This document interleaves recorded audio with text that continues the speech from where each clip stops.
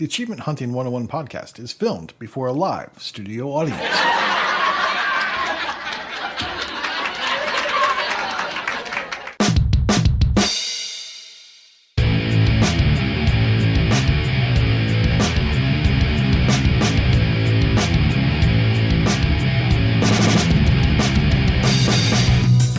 Hello and welcome to Achievement Hunting 101, the podcast where nothing ever goes wrong.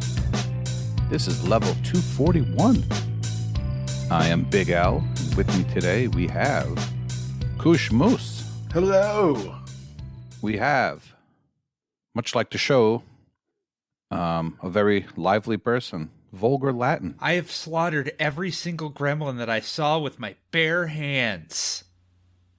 I mean, your hands don't look that bare to me. No gloves. Now, if you can't feed a gremlin after midnight, when can you feed them? Because it's always after midnight at some point, right? You don't feed gremlins. You feed mogwai. Why are you feeding gremlins? He's got a point. Yeah. I don't... And also with us, who's not as live, we should be live, but we're not live. We're back from the dead. We have rawkerdude.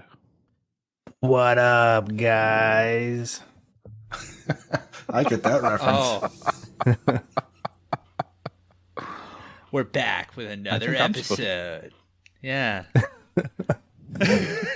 Dark Grim Mariopolis has been updated to 11,000 gamer score. Now for this game, all you want to do is just keep it on the screen for 17 straight minutes. You can walk away. You can feed your dog. You might be able to get a sandwich. Be sure to smash that like button, hit the subscribe, and join us again for another episode. I think we're done. Chef's kiss. I think we're Chef's good to kiss. Hello. How you been, Corey? I've been. Yeah? Yeah, playing games, taking names, Oh.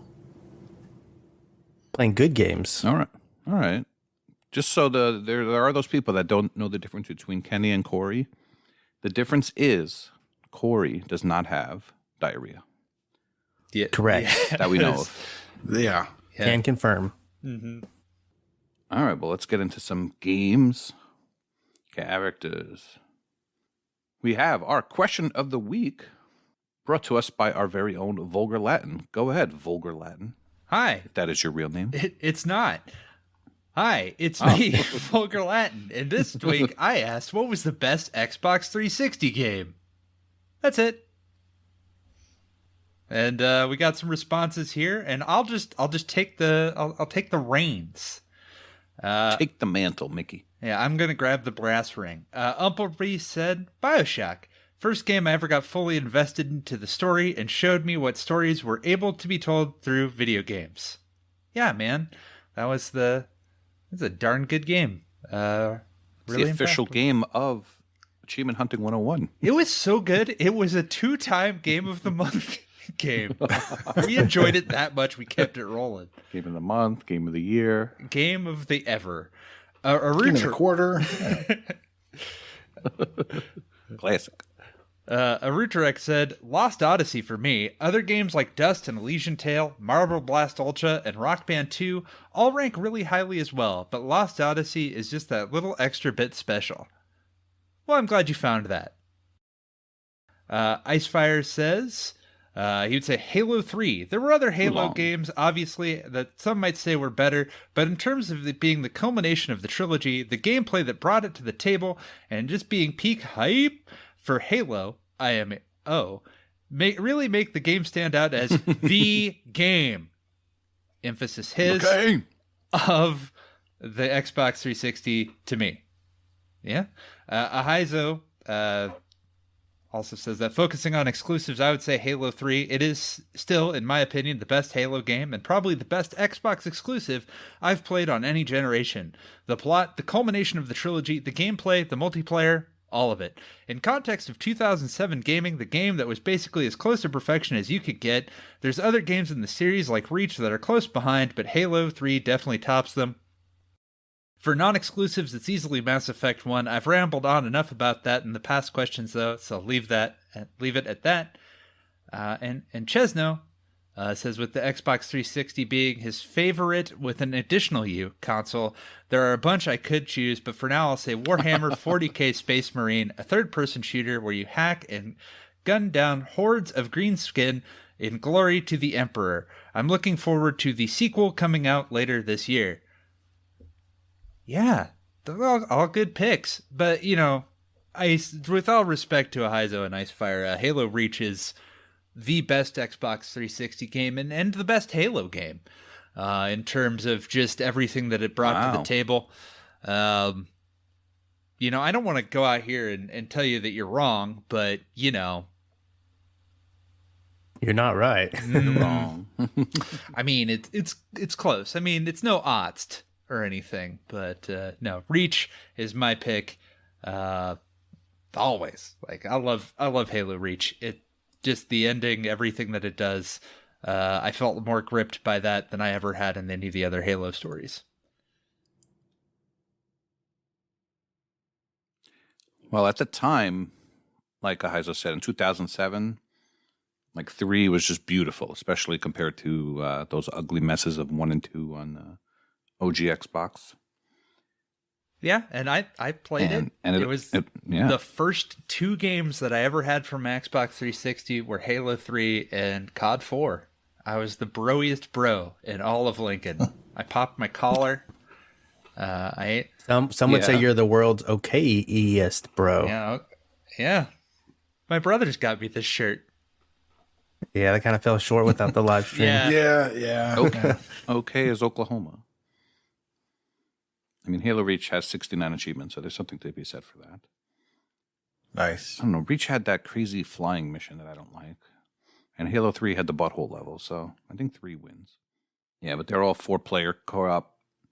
Did you play Halo Reach multiplayer? Yes. Because I remember 3's multiplayer. Yes, I did a lot. I made it to Lieutenant Colonel. On my own. You did? Yeah. Without boosting. I just did that on my own. I played a lot of SWAT. Well, I didn't expect that to be your answer. You don't talk about Halo too often, to be honest. I lived a whole life before we met, El. I dreamed. So. I played Halo. You played Halo, and now? Now look at me. The dream is done. Now I've settled down. I'm living that button-down life, staring at cats for 17 minutes. What did I become? What have I done? It's for a good cause. So, Chesno mentioned Warhammer.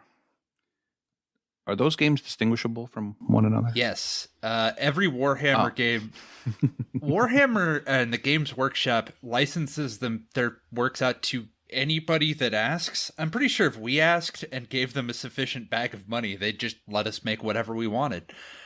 So games like Blood Bowl, wildly different than the Space Marine game. It's different from all of them. Like Space Hulk is a different game. Ranging from the tabletop games to more action-y things to like Shoot His Gore and Teeth is another one. Like there's like a Warhammer game for whatever you're looking to do. I wasn't going to say anything, but is green skins offensive? It is if you're an orc. I don't know. Yeah, it seemed a little, there was a little heat behind that, I thought. I think he's really, really about the Emperor, and I'm just going to let him have that. That's a footballer team in the UK, the Greenskins. All right, I'll go next. Our lovely correspondent, X the Hero, says, this is rather subjective. Why, yes, X, that is the point. Fallout New Vegas is certainly high on the list. The 360 game I spent the most time with is probably, unsurprisingly, Soul Calibur V. That's 5 for you, Koosh. Doesn't make it the best, but I suppose it's my favorite. Dragon's Dogma gets my vote as the best new IP of the 360 gen, though. So which one is it, X? Fallout New Vegas, Soul Calibur 5, or Dragon's Dogma? Come on, answer me. He's not here. No? We'll wait. Oh, damn it. Come on, X. I think he's screaming at the It's Screaming in panda. it's Fallout New Vegas. It's fine. Yeah. Okay. I'll make that decision for him. Isn't that game known to be a buggy mess? But a Not beautiful, anymore, right? but a beautiful mess. A beautiful, beautiful buggy mess. Less buggy. They fix it as it goes, right? They fixed it. Yeah, I mean it's no more or less janky than a lot of the other Bethesda games. It's post-apocalyptic. It's probably going to have bugs. Giant ones, rad roaches. Yeah. Cockroaches. And X loves his fighting games, so yes, that is unsurprising that you'd pick Soul Calibur 5. All single-player games, though, right? Well, technically Soul Calibur, but I imagine he played the computer. No, the Xbox 360. I'm sure. Just an unmanned second controller. Yeah. There you go. Hawkeye, Barry, who won Hades, if everyone didn't know that. He says Gears of War 3 is the pinnacle of the 360 era. Fantastic campaign that was more fun with 4 people. An arcade mode that let you collect score so you could play the campaign competitively with people. It also had mutators that allowed you to play the game with fun features like enemies regenerating health or adding a laugh track with people. All your basic MP modes, but included the best horde mode of any Gears game. Debatable. And a beast mode that allowed you to play as the Locust and kill your favorite cog soldiers. You could unlock fun weapon skins and new playable characters for MP mode with people. And best yet, you couldn't buy those unlockables. You had to earn them, baby. All right. That is a classic answer. We had our Halo 3, and now we have our Gears 3. Gears 3 was certainly a good time with 4-player co-op. And one thing I remember Gears doing, maybe they started in 2, was they did a really good job with achievement tracking in-game before it was a huge thing. And unfortunately, Gears 1 didn't have that because you didn't know when seriously was going to pop. It just popped at some point. After you got 10,000 kills, that was it. I mean, my answer is, unsurprisingly going to be Gears 1. I've talked about that a lot. That was the game that made me say, whoa, this is next gen. These graphics are amazing. It's an adult storyline. It's brotastic. It's got a good campaign, good MP. I have good memories of going for seriously with 6 people. And I think I've told the story, but this is 2010, 2011. I met a guy on Xbox 360A. So this is actually before I met Michelle in 2010. I played the campaign with a guy in Brazil, and he spoke next to no English, and we went through the campaign on Insane together. And that was interesting, to say the least. Did you meet up with him daily? Yeah, he came to my house. No. Via Xbox Live. Come on now. He brought me treats. I mean, that's obviously a big time difference. Up. So, in that day and age, you did that? You just communicated and formed a schedule online? I think Brazil's only an hour away from L. Yeah. Is that it? Okay. Yeah. We did local co-op. I don't remember what we did, honestly, but we definitely did party chat. Do you keep up with him to this day? Obviously not. I don't. You're a terrible friend. Do you speak Portuguese? I do. I remember his tag, G7 Bond. Let's go look to see if he's still alive. Oh, great. He's going to be one of those who hasn't unlocked an achievement in 10 years, and he's got 85,000 gamer score now. So double fufu. No, he's alive. He's playing Far Cry 6. Good man. And the last game I played before that was Far Cry 5. He's consistent. I'll have to say hello to him. And yes, of course, Gears multiplayer is actually where I met Michelle. She was looking for a group to boost with, and another friend from TA recommended she join this Big L characters group. And I learned that she lived close by, and the rest is history. And she's been regretting it ever since. She's been trying to move. Carrying me ever since. I was going to say something like that. Yeah, she's been definitely regret. Yeah, but Gears, I don't know why. I'm sure objectively or subjectively or whatever, Ively 3 is better than 1, but 1 is the one where I get all the feels and all the good memories and nostalgia and the music and all that stuff. But yeah, they just kept getting bigger and better. And so yeah, Gears for me all day long. Up next is rawkerdude. And I'm going to start with MDP's answer, which is not Rocket League because, well, not a 360 game. So he was disqualified. But he also loves Shadowrun. And he says it's the best game strictly for the multiplayer. He had the most fun playing that game in group and in solo. And even though he doesn't usually like multiplayer-only games, Rocket League, that one grabbed him for hundreds of hours. So it's good to see that nothing has changed. Dino Man. Did anybody play Shadowrun? I have no knowledge of that game. Missed that one. Never played it. I knew about it, but never played it. Yeah, me neither.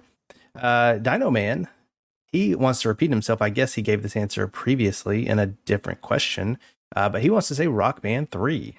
The fact that 7 people can play together on one console is amazing.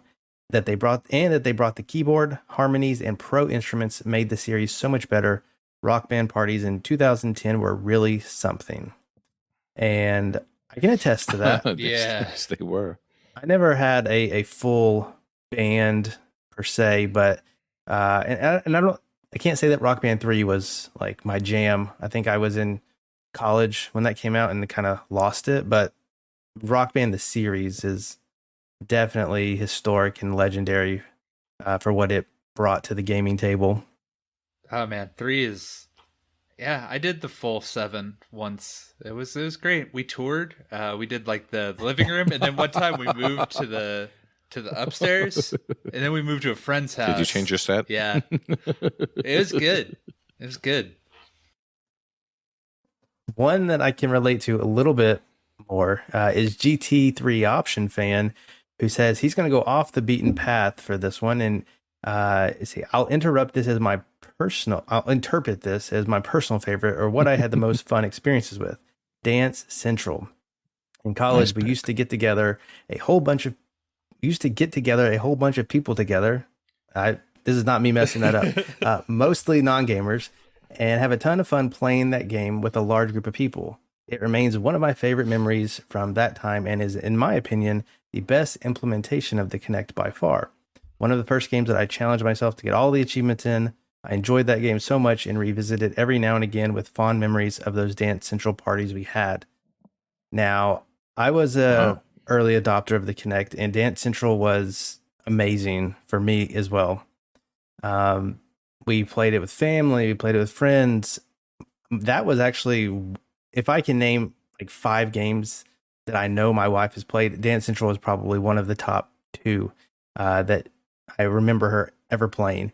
And we played and like battled each other a lot.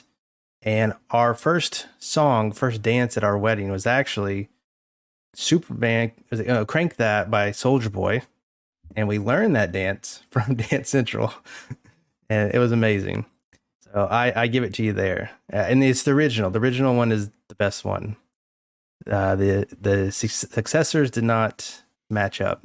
So can you still do the dance?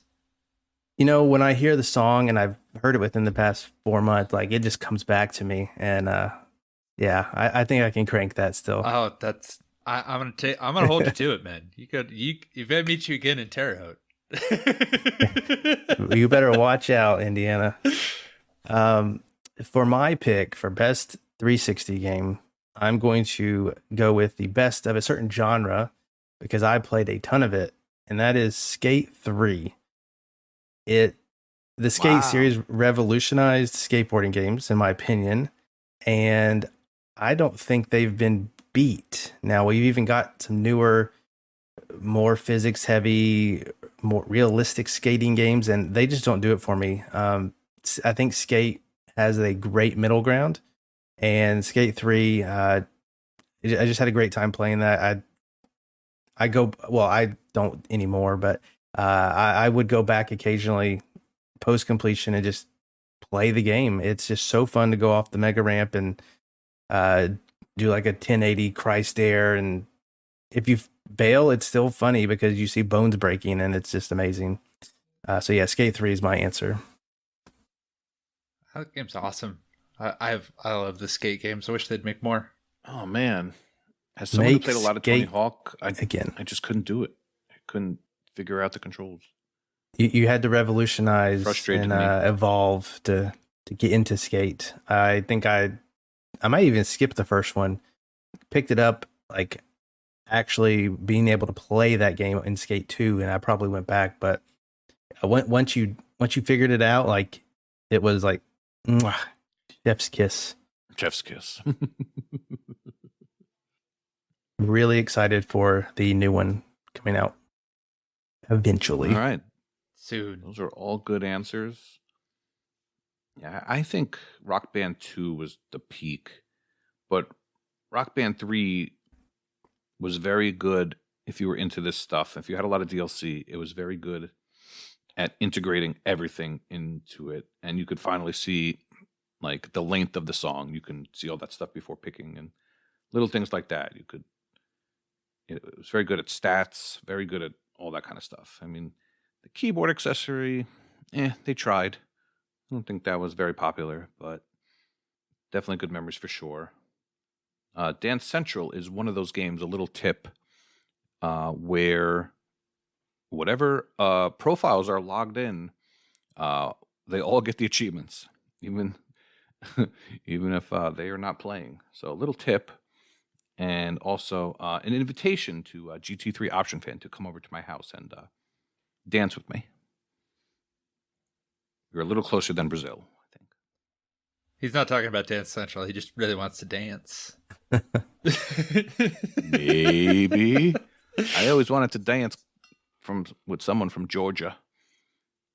The devil went down to Georgia. The Big L went down to Georgia. He was looking for it. He's looking for some Chivos and a sandwich. On that note, Koosh, you're up, buddy. Alrighty. Chewie says, tricky one to answer. There are around 15 360 games I've rated 5 stars, and it's hard to pick an overall favorite. Why does he keep going back to these ratings? If you make me, though, I'll go for Portal 2. I loved everything about that game, from the puzzles and mechanics to the story and humor. Builds on the first one in every possible way, and that was already a great game. And adding in a co-op campaign that was a whole separate experience, which somehow managed to make the puzzles even more clever and fun, was a fantastic addition. The achievement list was also perfectly balanced, as we so eloquently heard from Neo when he did 1 list, 2 list, bad list, good list. Dino Bull says Dead Rising. And Hurricane Dale says, this is a toughie, but I think it's hard to look past Dead Rising. I enjoyed the multiple playthrough aspect of the game, where each playthrough could focus on a different aspect of the achievement list. I also enjoyed the time element the game had. The game wasn't perfect by any means. The text was way too small, and survivors were so weak that a zombie could sneeze on them, and they would die. That's gross. But I remember playing this game when I was a young teenager and being absolutely mesmerized by the scale of the game. In terms of exclusives, I'll have to go with Gears 3. Brilliant story, no one would do that. And great game modes. I remember spending many nights boosting different Onyx medals, especially Horde-based medals. I never got Seriously 3.0 and probably never will, but I still had lots of fun going for it. Yeah, Dead Rising. Come on, get back to it. It's a no for me. Any y'all ever played Dead? I'm a Dead Rising 2 and off the record man myself. I like those combo weapons. Yeah, I the time aspect of Dead Rising just turns me off. I just can't. You can do it. Isn't that on your list? No, I mean, I just don't want to do it because of the time. I understand aspect. that. It's not happening. It's just not going to happen. But it's on your list.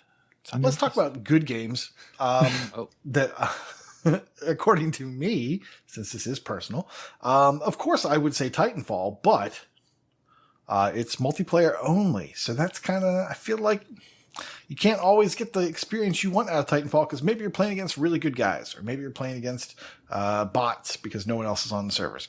So that to me, you can't do that. So it's got to be a toss-up between two games that I think really put the 360 to the test, right? They really pushed the limits towards the end of the life cycle. And of course, don't fact check me on those years, but I'm going to say Arkham City. That game, the story was great. I love the character models. I just loved the combat, of course. Just a great game. I had a lot of fun solving all those stupid Riddler puzzles. And then the other game that I think it's a toss-up between these two is Tomb Raider 2013. So the Tomb Raider reboot, where it was a lot more like kind of Uncharted. And just with the exploration and the combat, there's something about headshots with a bow and arrow. I just love headshots with a bow and arrow. And that game to me was fantastic. And really, when I was watching it on a 360, I was blown away by the fact that this machine could put out that kind of quality. So yeah, Arkham City and Tomb Raider. Wow.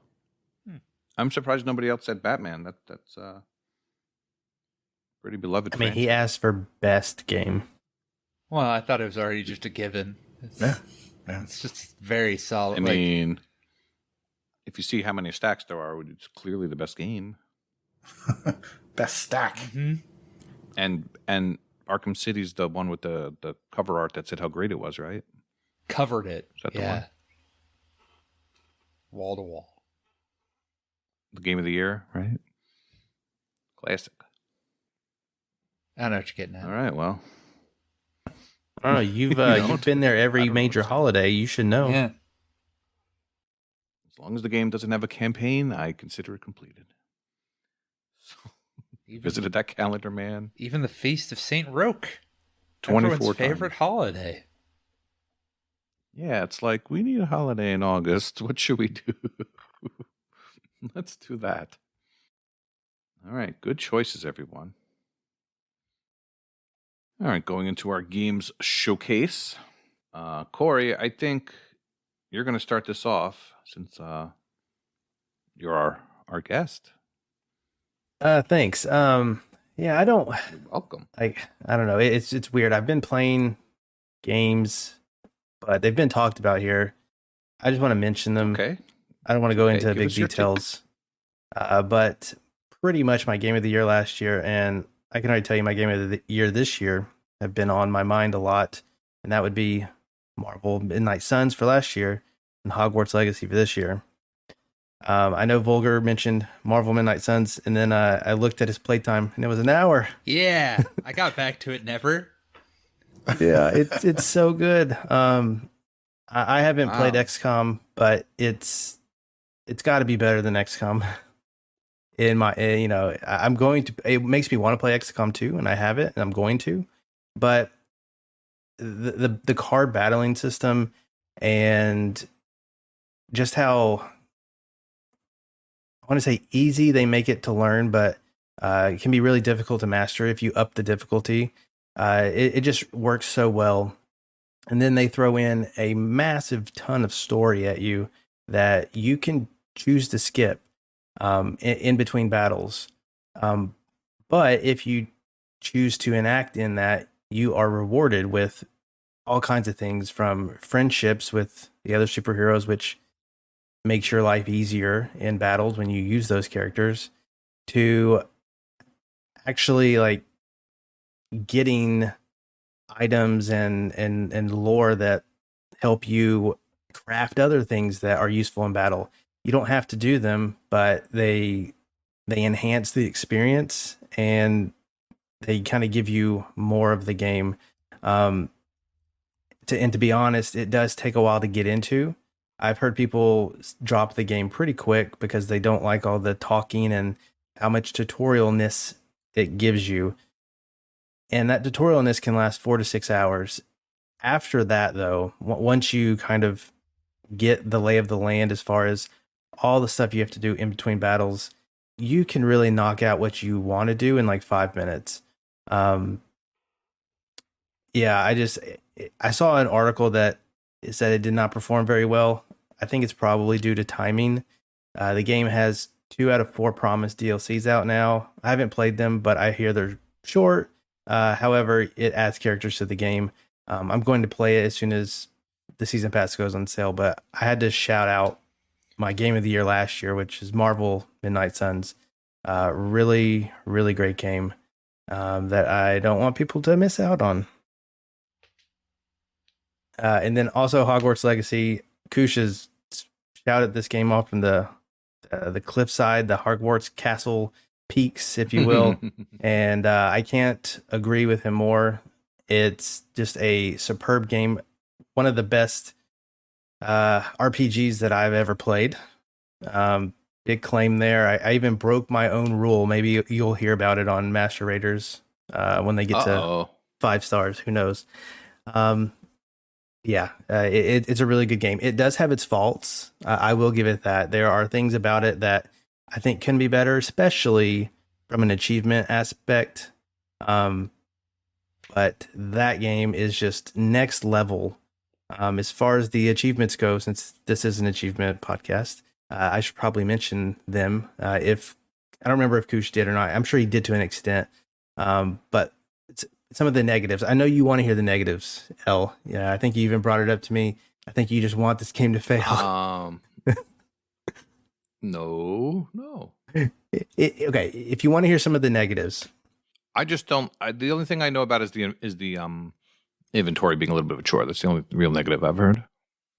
So yeah, inventory is a chore. You are limited in what you can carry, and for the most part, it's a quick look if it's going to give you more offense or defense. Like you get a green arrow if it's better, and if it's not, you just chuck it and you hold on to it till you can sell it, and you can increase the inventory. But at some point, you're at the cap and you still hit it, and it becomes a bit of a chore.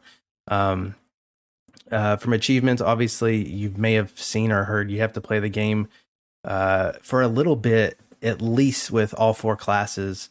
So you're going to be experiencing the same, Koosh, 2 to 4 hours worth of content, essentially, like with different classes. So there's, but you get to see each house's common room. Their area, their dorms, and then each house has a house-specific quest. So if you remember that one room I was telling you about underneath the the castle by the waterfall, I said there was a special door. I just don't know how to open it. Well, you can't open it unless you play as the correct house, and you progress the story to a certain point. Then you get a house-specific quest, and you can actually go in there. So sure, I haven't done it yet, but that's. So I'm I have all 4 saves, and I'm going to save them right before that quest so I can show my daughter. She loves it. You got something vulgar? I just have a question, I guess. Yeah. Will I still like this game if I'm violently indifferent about Harry Potter and the world of Harry Potter? If I just don't care? Koosh and I brought that up in a DM, and I think it's hard to say because we both like Harry Potter. I think Koosh probably more than me. I enjoy the world. I haven't read any of the books. I've only watched the movies. That's as much as my knowledge goes. And even then, I don't notice some of the stuff he does. And so it's really hard to say. I want to say yes because it's such a good game. But honestly, I think it's just if you like the time frame and the just, magic in general. If you care for magic, then I think it would work fine. People have told me, time and time again, Morrowind and Skyrim are really good games. I really could care less going around swinging my sword in the medieval time or whenever it takes place. You got to be damn right. When I saw a dragon in Harry Potter, I got real happy. So I don't know.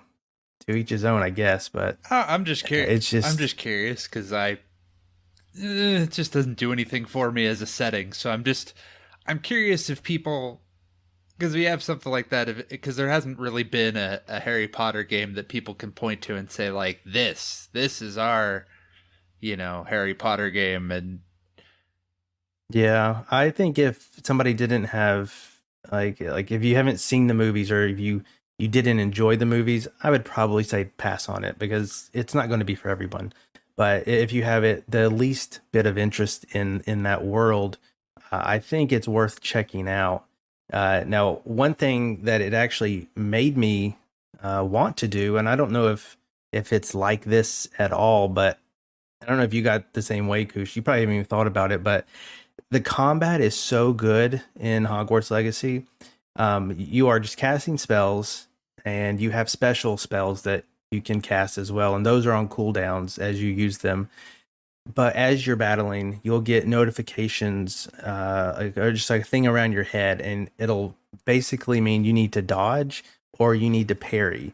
And then in other cases, you have to watch the ground because you might have to get out of a bad spot before you get damaged or hurt. And I imagine that is what Dark Souls feels like. And I have the inclination to play Elden Ring now because I could do this. I don't know if I'm supposed to have that, but I feel like I've become a master of parrying and dodging during fights. Okay. I think it's a couple levels above. No, man, you go for broke, man. You get yourself some Sekiro. That's what it's all about, dog. You dodge and parry all day long, bro. Well, apparently the brand new game that I saw you were playing, Wolong. Wolong might be what you're looking for then. Yeah, it's got a bit, and like I'm at the first boss of that. Not to get too far off topic, and it's tough. So I don't know, but it makes me want to experience, to try that experience. Just like Marvel is making me want to do XCOM like proper. Yeah, man, just playing good games, making me want to play other supposedly good games. I think you should check out Skyrim. I can pass on that. I mean, I could probably play it on my watch here, but I don't know. Waking up in a cart and doing whatever you do, shouting at dragons or something like that. Yeah, I don't know. That's all I do. Not magic or anything. I just shout at them like, "Hey, you dragon! Get off my rock!" Yeah, but some might say, going around on a broom and casting spells would be stupid too, but they could. And to be honest, like flying around on my broom is amazing. It's pretty freaking sometimes awesome. I fast travel a lot, and sometimes I will say, nope, I am going to just go across this map and weave in and out of the forest, the forbidden forest, and I'm going to have a good time. And do you get to play Quidditch?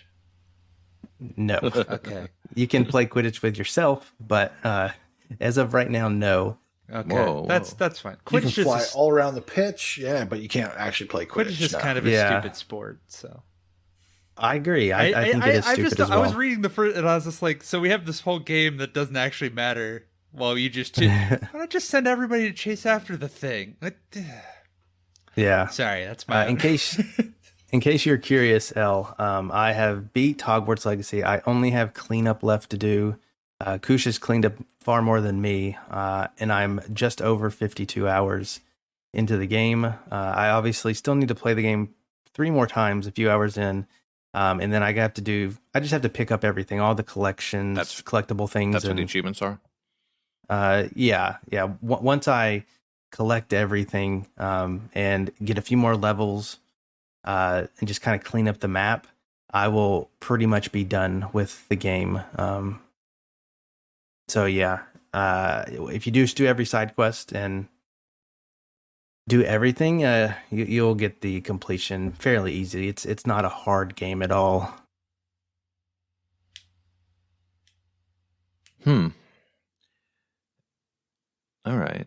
So I did see that the Xbox One version was delayed again. Oh yeah, you're breaking my heart. Yeah. I imagine you guys will stack it, assuming you can do so. Oh yeah, you have access. There's a stack, deluxe edition, right? I'm being a little pessimistic. I don't think a stack will happen. Yeah. If it does, I will most certainly. I was a good boy wizard this time, and if I can play again, you better believe I'm gonna be a bad girl. boy. Oh, Bad bad girl. boy, I right. can be a bad girl. I can do that. I don't Why not? want to respond.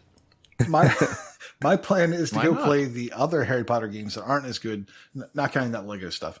And then, assuming there's a stack, I'll come back and I'll wipe that taste out of my mouth with like the actual good game. Of That's a good Hogwarts. point. Last year, I bought like Order of the Phoenix or one of the later movie tie-in games for the 360, and I should play that actually. Hey, I've done Yeah, that you went on Lego the point. collection.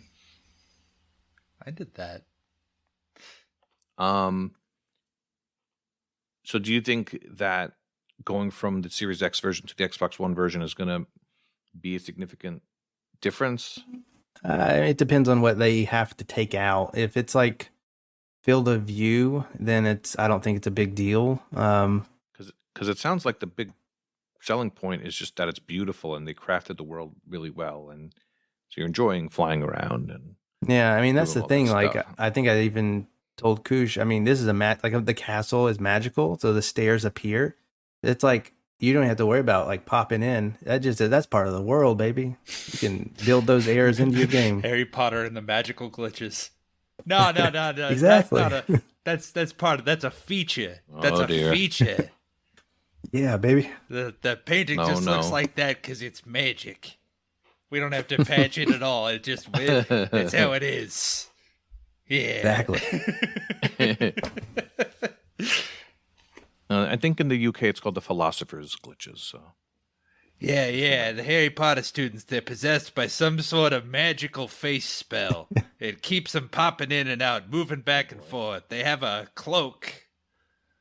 Don't worry about it.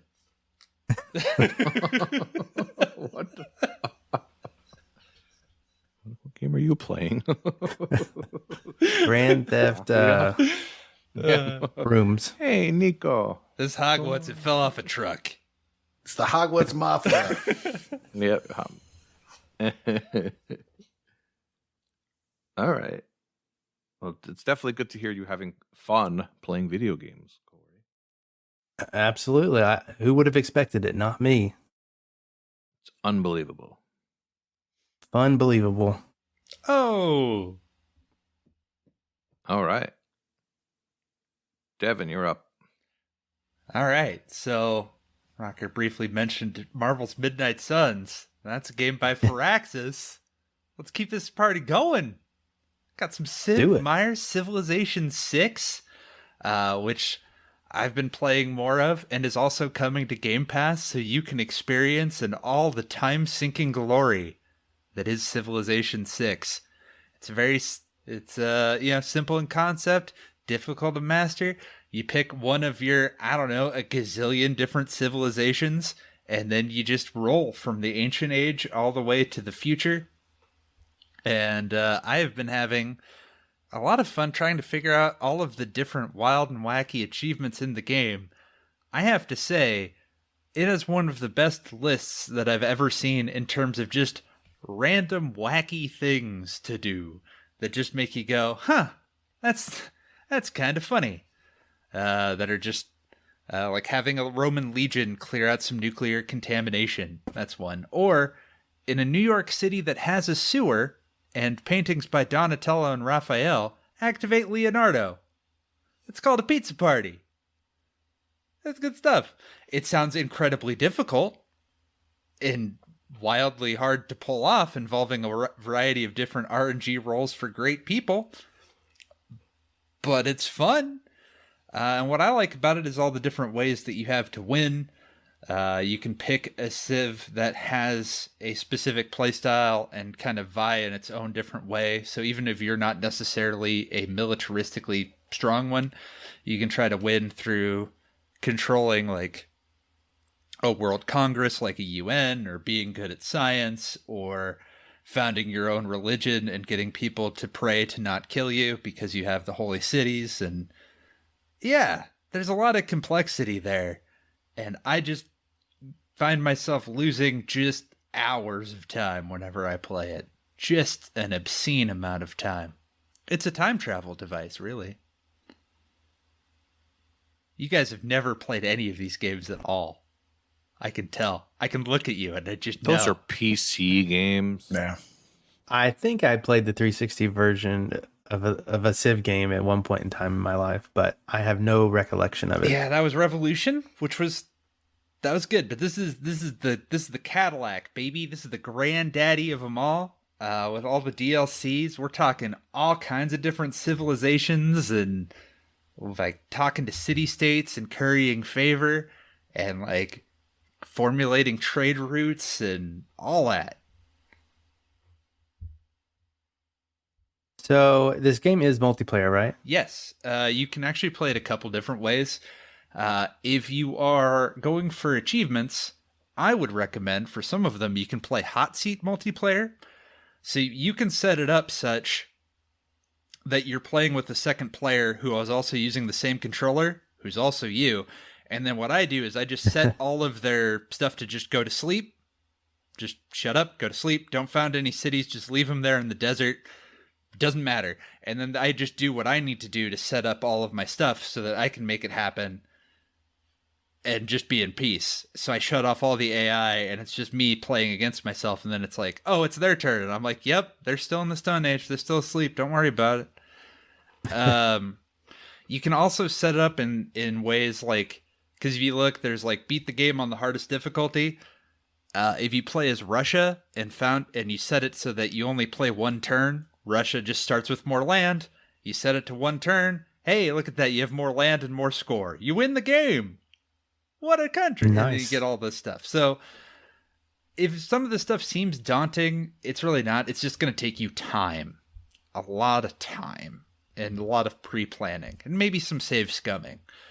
But nothing terrible once you kind of get the feel for how it goes. And it works very, very straightforward once you know kind of what leads to what. You know, what you're trying to go for and how you're trying to make it work.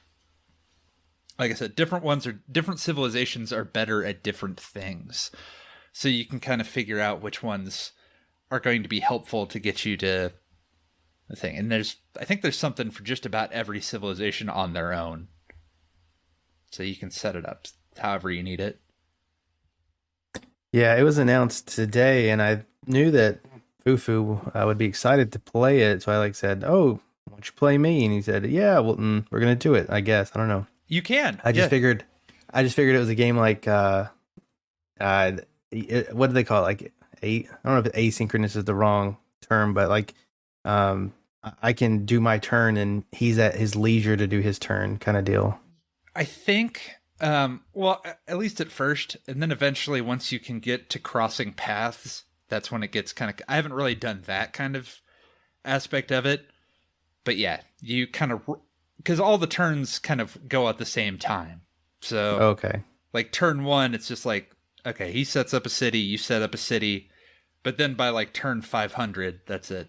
You know, it gets much more complicated once you can span. That's real, turn 500? Oh, yeah. Yeah, dude. Turn 500 is something you can totally see. And then beyond. Some of my games have gone very long, and but you get giant death robots, so it's fun. I'm not kidding. Like it's a thing. Yeah. You get a giant death robot. It's literally what it's called. I'm still going to give it a whirl. The one thing I am noticing is, like you said, there is a ton of DLC. Yes, but probably not included in Game Pass. No, I bought that on my own. It does go on sale fairly frequently, though. And the cool thing about the DLC is that it, unlike other games where you have to buy the season pass included with the game, it actually sells it separate. So you can... it actually goes on sale because so many other games are just like, oh, hey, and you have to buy literally everything over again. So, and it goes on, like, the base game goes on sale for like I think it's on sale now for like $5. Yeah, it is. I think I paid 20 total for every DLC, all combined. So, not bad, like hours and hours of fun. Sure, yeah. For the, all right, maybe I'll dip into the base, wet my whistle, and see how it goes. And And the different DLCs add things that change the rules of the game. Like I know in Civ, I haven't played the different versions. I've just played with all DLC. But Civ 5, which is one I'm really familiar with, because I've played all of these. Like I had like 1,400 hours in Civ 5 or something ridiculous like that.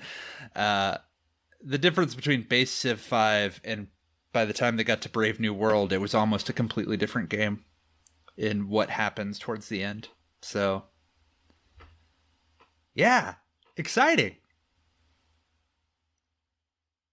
That's a good get. Man, this is so exciting. It's unbelievable. Oh, the history? You get to use some like historical figures and stuff too. Yeah. Come on, Alex, you should start it. Like, I would Jesus? Like who? Oh, you'd like, because there's great people. So as you acquire certain points, great people will show up. And you can use those to better enhance your Civ through art. So that's what, like Leonardo and Donatello and them, you can have art that you can use to get more culture, because that's something you can use to win. It's just you are the dominant. Wait, those were real people? Yes. Oh, okay. Yes. But you can use like musicians will show up, so you can have Mozart.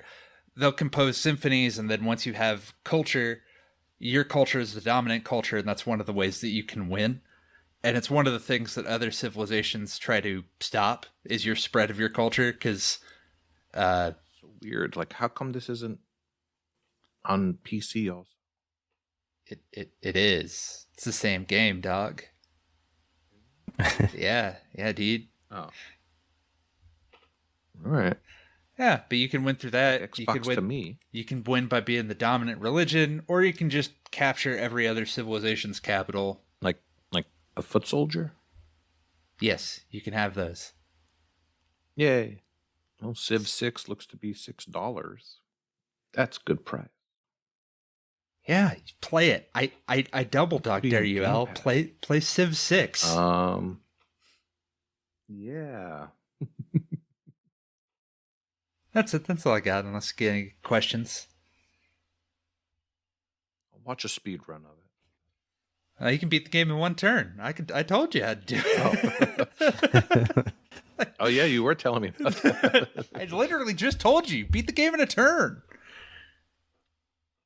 Yeah, you were telling me. Several times. All right. Civilization 6. Moving on to KooshMoose. What you been playing? Ooh. So, as Rawker mentioned, I've been putting a lot of time into Hogwarts Legends / Legacy, depending on what week it is, and if I'm paying attention or not. But also, finally was able to uninstall Marvel's Avengers, or Marvelous Avengers. Why not? So I got that off my console. So I've been spending a lot of time playing games I've already talked about. So I figured I would talk about something that I did just the other day, which was jumping into a boosting group down in our boosting channel. And that is Bleeding Edge. Now, this game is not going away that we know of right away, so that makes it a little weird. But we do have some interest in getting this done. So if the game I'm about to describe sounds interesting, maybe check that out, see if you want to get in on it, because it's not going to take too long to boost in a small group. What is Bleeding Edge? It is a MOBA. Basically, it's a 4-player per team action-y MOBA. So it's not like these really far away things where you just kind of go and you press the 1 key and it does this one attack, and the 2 key, it does a different attack. You have 3 primary attacks per character. Could be healing if you're a healer, but if you're a damage dealer, you basically have 3 attacks and like an ultimate attack. And it only has 2 game modes. One, which is like a collection game mode where you're going out and you have let's just say a 2-minute time phase where you're going to pick up these batteries. And then you have a short pause between that phase and the collection phase where you, or the retrieval phase where you take those batteries that you've picked up and you drop them off. If you happen to kill someone that's carrying a battery, you can grab their battery. If you get killed, obviously they can take your batteries. And then you need to stand in a zone to drop them off. And once one team hits 50, that game mode is over. The other game mode is just your traditional kind of king of the hill, where the zones kind of bounce around, after a certain amount of time. You just have to capture it and then uncapture it. So do we play this normally? No. That's not what we do. We boost. So you can play the hokey pokey when it comes to the king of the hill or that capture zone. You just have a whole bunch of people jump on to the capture point, wait till it's captured, they step off. They only step off like a foot. Then the other team steps on, they capture it, they step off a foot. And if you can get a lobby locked down, then you can knock that out very quickly. We made almost 50%, I want to say, in one game session. And that was when we actually had randoms pop in because we didn't do a good job of keeping our alts active, and they got replaced. And some randoms came in and just started just whooping us because they actually wanted to play the game and they knew how to do it. The achievements are very straightforward. This is going to be a very simple boost. And even if you don't want to boost it, this game is not going to take that long if you can actually get in and play some games. There's an achievement for playing all the tutorials, which takes, 10 minutes, something like that. There's an achievement for winning a match, which I have yet to do. Because my team, we always got the bad randoms, and the other team got the good randoms. Oh. I'm not going to name names. Then there's some basic stuff that you'll get from the walkthrough. Very simple stuff. Just moving around your character abilities and stuff like that, and equipping a new board. Real basic. But then the grind begins, and it's not that bad. It's playing 10 online matches. We already have like 2 or 3 of those done. Getting 50 killing blows. It's actually not that bad. Even if you're not boosting it, you can get that over, the course of several games. Capturing 50 objectives. Like I said, we got about 25 of those in one match, and it wasn't optimal. Dealing 200,000 damage, handing in 100 cells, and healing 200,000 HP. If you can get a group together, you can maximize your time by having 2 healers, 2 damage dealers, and then just kind of pairing off and getting it done and locking down that lobby. There was one additional hint that if you drop from a game 2 times, you go to the bad kid group of of players, and they match the bad players together. And that actually is to your advantage, because then you don't get in with all the people that actually want to play. You get with the people that drop, and it's much easier to find another group at that point, meet up and get the achievements done and get out. Is it a fun game? It's hard to say, because when you're playing against people that know how to play, they just whoop you. You don't get to do anything. There was one time I launched from the starting area out to the main game area, and you have to cross this big gap, and you have this speed, like a ramp that launches you out. And this person who knew what they were doing just threw up a shield right as I was about to land, and I dropped into the gap and died immediately. So, is that fun? I did laugh, but but if I wanted to play the game, I would probably be very upset by that. So if you're playing with friends, I could see this being fun. If you were to grind it by yourself, I could see, unless you're the type that really likes MOBAs, this may not be the most fun. But let's get a group together and knock this out together. And we might stick around for a little bit longer if we get a couple more people and kind of run more people through it. Like I said, there's no specific date that this is going down. We're just getting it out of the way now before we have to rush. But yeah, that's Bleeding Edge. Yeah, and I don't think you mentioned the exact number, but this is a 4v4 game, so 8 real humans is ideal. Or 4 humans until we can figure out the alts situation. Yeah, the alts. You have to sit there and control that controller and have a second screen up, because it does warn you that it's about hey, you're not doing anything, you're not contributing, and then you have to actually move around, jump, punch, do something like that to keep them idle, which we did not do a good job of. No. And yeah, but So if you have actual people, you're not going to run into that issue, and you'll be much more efficient. Yeah, I wouldn't recommend playing this legit, because that's how I did it, and it's a nightmare. Yeah, I mean, I played one game, and it wasn't bad. Like I said, I was able to get like 6 killing blows or something, just playing naturally. So that wouldn't take too many games. And while I'm doing that, that counts up to the damage. And I was trying to do the healing route, and it's like trying to herd cats. Yeah. But the cats are all lemmings, and they just like cannot kill themselves fast enough, which you'd think would be good for healing, but like somehow it just isn't, because they just see you and they're like, he wants to keep us alive. Scatter. And oh god, yeah, bleeding. Yeah, we found a really efficient method where there's one character who has a gun. It's a melee based game, but this person has a gun, and you can just hold X and it will shoot the other person. And if they're shooting you, well, there's damage constantly happening. And then if a healer is on them and never lets go of their heal button, they'll never die. So I suspect you could knock those 2 achievements out in like, I don't know, 4 matches max to get both of them, I think.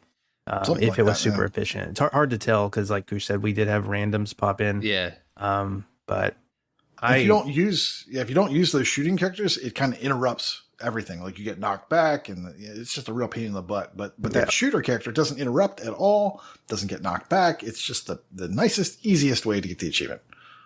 Yeah. It reminded me of the Crackdown multiplayer boost that we did, especially with the Hokey Pokey, because it's exactly the same. But yeah, it's looking like it's going to be a very, very easy boost. I don't know why there's all of a sudden interest, but it's kind of been like on my backlog. Like if I see it, I'll pop in, and well, we got enough people now, so hopefully we'll get it done here soon. Yeah, it's been. I know that they like stopped support there for it a while back, right? That they stopped releasing anything new, so it's just kind of its time is limited. Is the writing on the wall? I don't know if writing's on the wall. I don't know how much it is to keep this game running. But just to note, like Koosh said, if you want to get in that lever queue, just leave a couple matches. That will help. But we also turned off crossplay at the console level because this game does support crossplay. Yeah. And we've been playing on Thursday? No, we just played last night, so that would have been Monday night. It was a proof of concept. Oh, boost. Monday. Yeah, a boost we were of just, concept. We were just checking. Yeah, we were I was just trying to figure out who I need to ditch. I mean, yeah, the tweet that you're kind of referencing there, Vulgar, was from 2021. They said they'll not be updating with any new content. So it's been a while. It's a little stale. So I think we should finish it before they also decide to just not support the servers either. Yeah, it took me a while to do it legitimately, but if push came to shove, you could do it. Because I wouldn't recommend doing it the way I did with randoms. It was not my favorite game to play. Bleeding Edge. Yeah, in a group, not a bad time. I remember you having fun with that one. That's a word. You could describe it. Good times. It's the Overwatch we have at home. All right. Are you done talking about Bleeding Edge, Nate? I am done talking about Bleeding Edge. Sweet. All right, I guess it's my turn. And since Rawker is here, I'm going to do the thing that he hates the most and talk about a few different games just to annoy him. Since I don't really have a game to showcase, I just want to quickly talk about a few things that I've been playing for my RTDL, as I am wont to do when a new month starts. The first game I wanted to talk about was a game that sadly got delisted recently due to licensing, I think, is Friday the 13th puzzle game. What I didn't realize is that it's basically Slayaway Camp with Jason. I guess I didn't realize that. So if anybody bought this game when it was going away and has been sitting on it, I highly recommend it. It's a ton of fun. It's got every Jason costume from all the movies. It's got a ton of different levels and different places and backgrounds. And do you get to play as part one, Jason? Yes. Yes, you do. Have you played it? No. Okay. Well, yeah. I mean, Jason's mom is the one that's actually like telling you what to do, and if you hit start and go to hint, she gives you a hint and says like, I should probably say what kind of game this is. This is like, I don't even know. Does this type of game have a genre where you're like trying to go up, left, down, right, and you're just trying to kill all the people on the screen? It's a puzzle game. And you have to do it in such a way. Yeah, it's a puzzle game. It is a puzzle game. Hitman Go is like this. I mean, if you know Hitman Go and Slayaway Camp, I don't know many others that are like this. Red Ronin. Yeah. That's you've never played it, but that's what it's like. No, I don't know it. I don't know. Is it like a slide puzzle? Yeah. You're sliding across, and at the end, you'll see an X on the screen, and you have to be lined up to kill the final person at the end. Oh, yeah. This is like Blind Postman. Wow, I'm learning a lot. Red Ronin. I think. I don't know. I didn't really play Blind Postman. Okay. There's definitely another game, a slime game, too. That's just like this. So I went through the first 6 or so episodes on my own. The cool thing is, so like I said, you could hit start and get a hint. But if you're really stuck and can't figure it out, you could just, there's a thing right there. It says get solution. And then you could watch right on the screen. They do it right for you. And then you just copy what they do. Now you can just go on TA and there's a walkthrough and it'll tell you exactly what to do. But as Koosh often says, once you break the seal, that's it. You're going to be doing that the whole time. So I tried to hold off as long as I could. I did the first 6 or 7 levels on my own. And then I finally got the RTDL achievement that I needed. So now I'm probably going to stop playing that for a while. But this game has 55 achievements. And it's got 8 to 10 hour estimate. It's just, it's got a lot of grindy achievements for no reason. There's this other mode that has just the killing part. It's called Murder Marathon. It's basically where you see an arrow at the bottom of the screen and you just have to, it just goes from left to right and you have to hit it right in the middle and line it up. So you have to get 30 consecutive kills, which is hard enough, but there's an achievement for getting 1,000 total kills. So it's just unnecessary, really.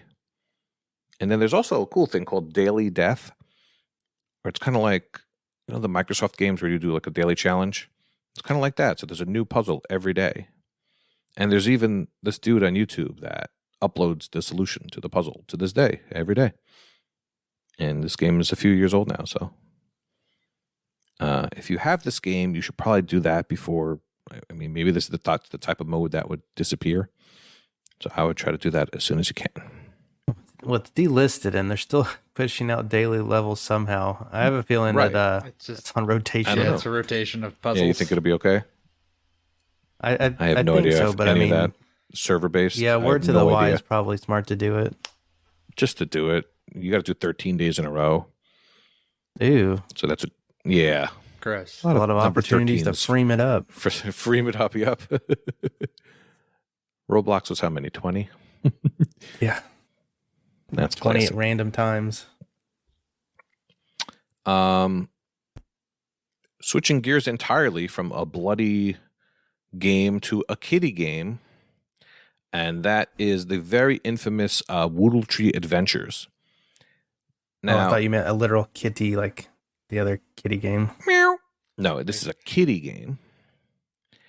And this game is known just for being awful, but I'm here to kind of defend it, mostly because my 9-year-old daughter really enjoyed this game. And you just run around and you collect berries and... Wait. Did you say you could run? I was going to get to that. Oh, okay. And I did interrupt you. Is this Woodle Tree Adventures or Woodle Tree 2?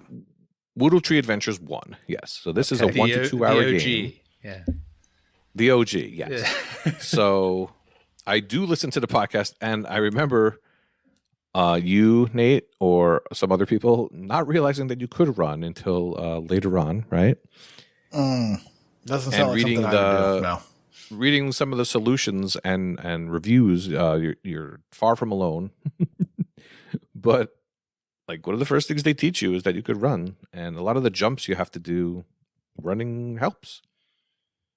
But I like these games that I can, take turns and play with my daughter, and it's a very, very short game. There was maybe like 8 levels total, and each one takes about 15 minutes. Mercifully short. Tops.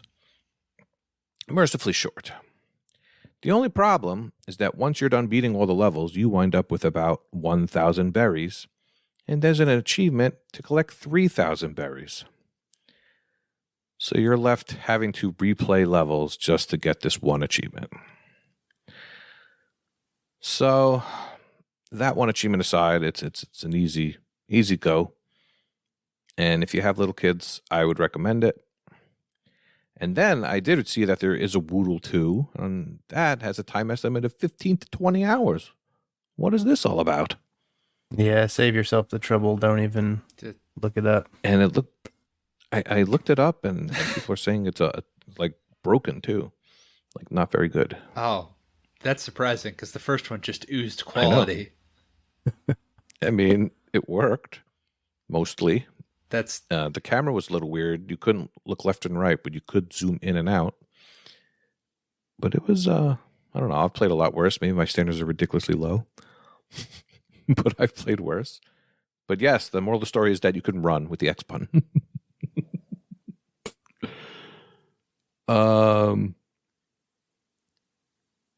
If anyone has any recommendations for games that kids would like, that anything that's not Paw Patrol, I would love to hear it.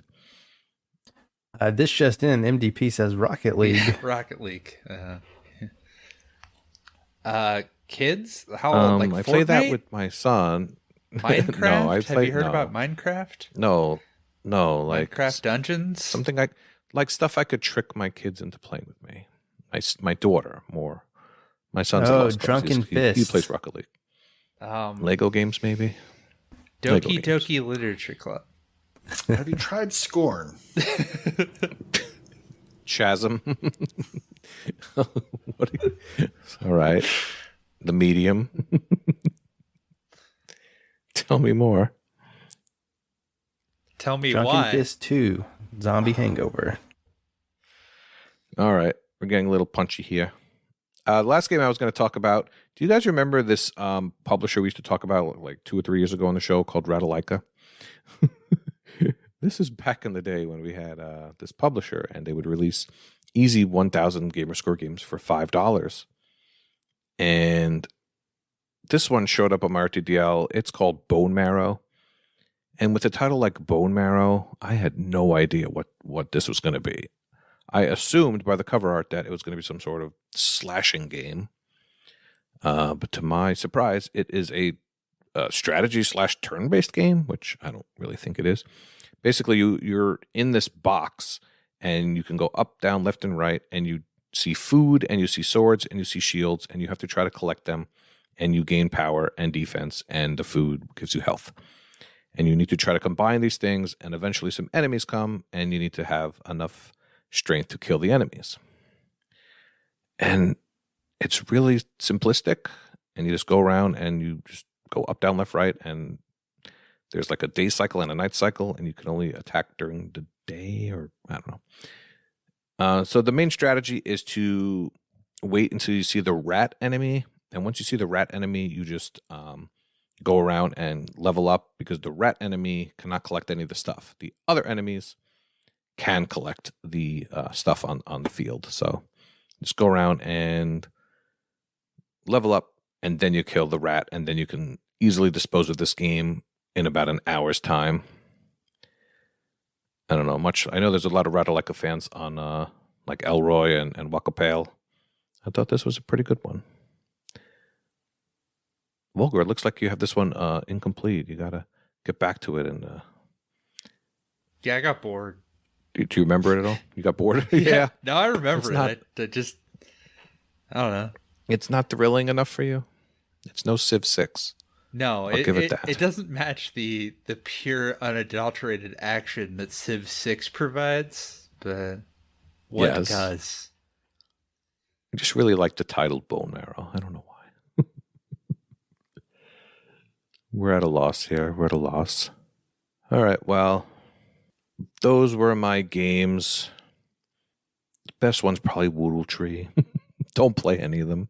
Just play for fun and not for achievements like Corey. Yeah, Unless we're like boosting me. Bleeding Edge, then we can play just for achievements and not for fun. Well, I'm not boosting that game. I'm playing that game co-op. He's simuling Oh. it. Legit. You have 7 alts. It's just all experience. No, I'm playing with, me, You're doing myself, it- and you're- Koosh. You're doing And a chess Nazism. ultra style asynchronously. 30 Wish of we your had 30 best, people to play that. 30 of your best friends. Definitely played that with 31 other people. Me too. I'm actually a chess savant. right. It's me, Bobby Fischer, Magnus Carlsen. It's in the discussion. Me and Kasparov right there, dude. All right, you need to check yourself. Yeah. Oh, like a check, like you're writing money. Ah, Clearly. I was talking about the Czech Republic. I don't know what you're talking about. I'm talking about spending money on games. Sailgway. Good. Hey. Hey. Rawker wrote an essay on the sheet. Go ahead, Rawker. Read what it says. For so much on sale, it is very meh all around. So maybe look at Strong Moon. That's the name of the game, Strong Moon. It's $3, normally $10. And I'm not saying it's a good game, but the opening cutscene alone is worth that asking price. Not to spoil too much, but your brother wants to go buy butter. You flip him off. And if I recall correctly, he gets destroyed by like a meteor, maybe. I could be misremembering, but that sounds like he him. turns into butter himself. Yeah, that And yeah, that tracks. and you want to save him or take revenge. I don't remember. I didn't get very far in the game, but it's a game called Strong Moon, and it is cheap and crazy. There's a strong moon on the rise. Yes, it's about my butt crack. What am I buying this week, Koosh? What do you got?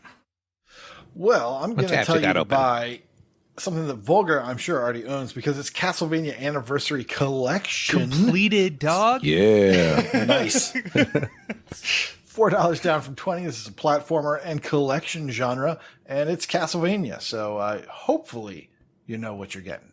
Next up, Vulgar wrote Little some Orpheus. solutions for that game. I think I did. Is that right? You can use the level cool. select if you want and go to GameFAQs and think go to the last level and save scum your way to victory. There you go. Yeah. All right. Next up, Little Orpheus, $7.80 down from 13. This is a platformer, but it's a colorful limbo-like. Better than Rawker. Rawker. Yeah, I know Rawker played a bunch of this. Did you play the whole thing? Did you beat it? I beat it. I did not complete it because you have to go back for like collectibles and whatnot. But I beat it. Yeah, Okay. it is fun. Yeah, I thought so. So $7.80 down from 13. And finally, Asterix and Obelix. I'm sure I nailed that. XXL2. Asterix and Obelix XXL2. $10 down from 50. So this is a very nice discount.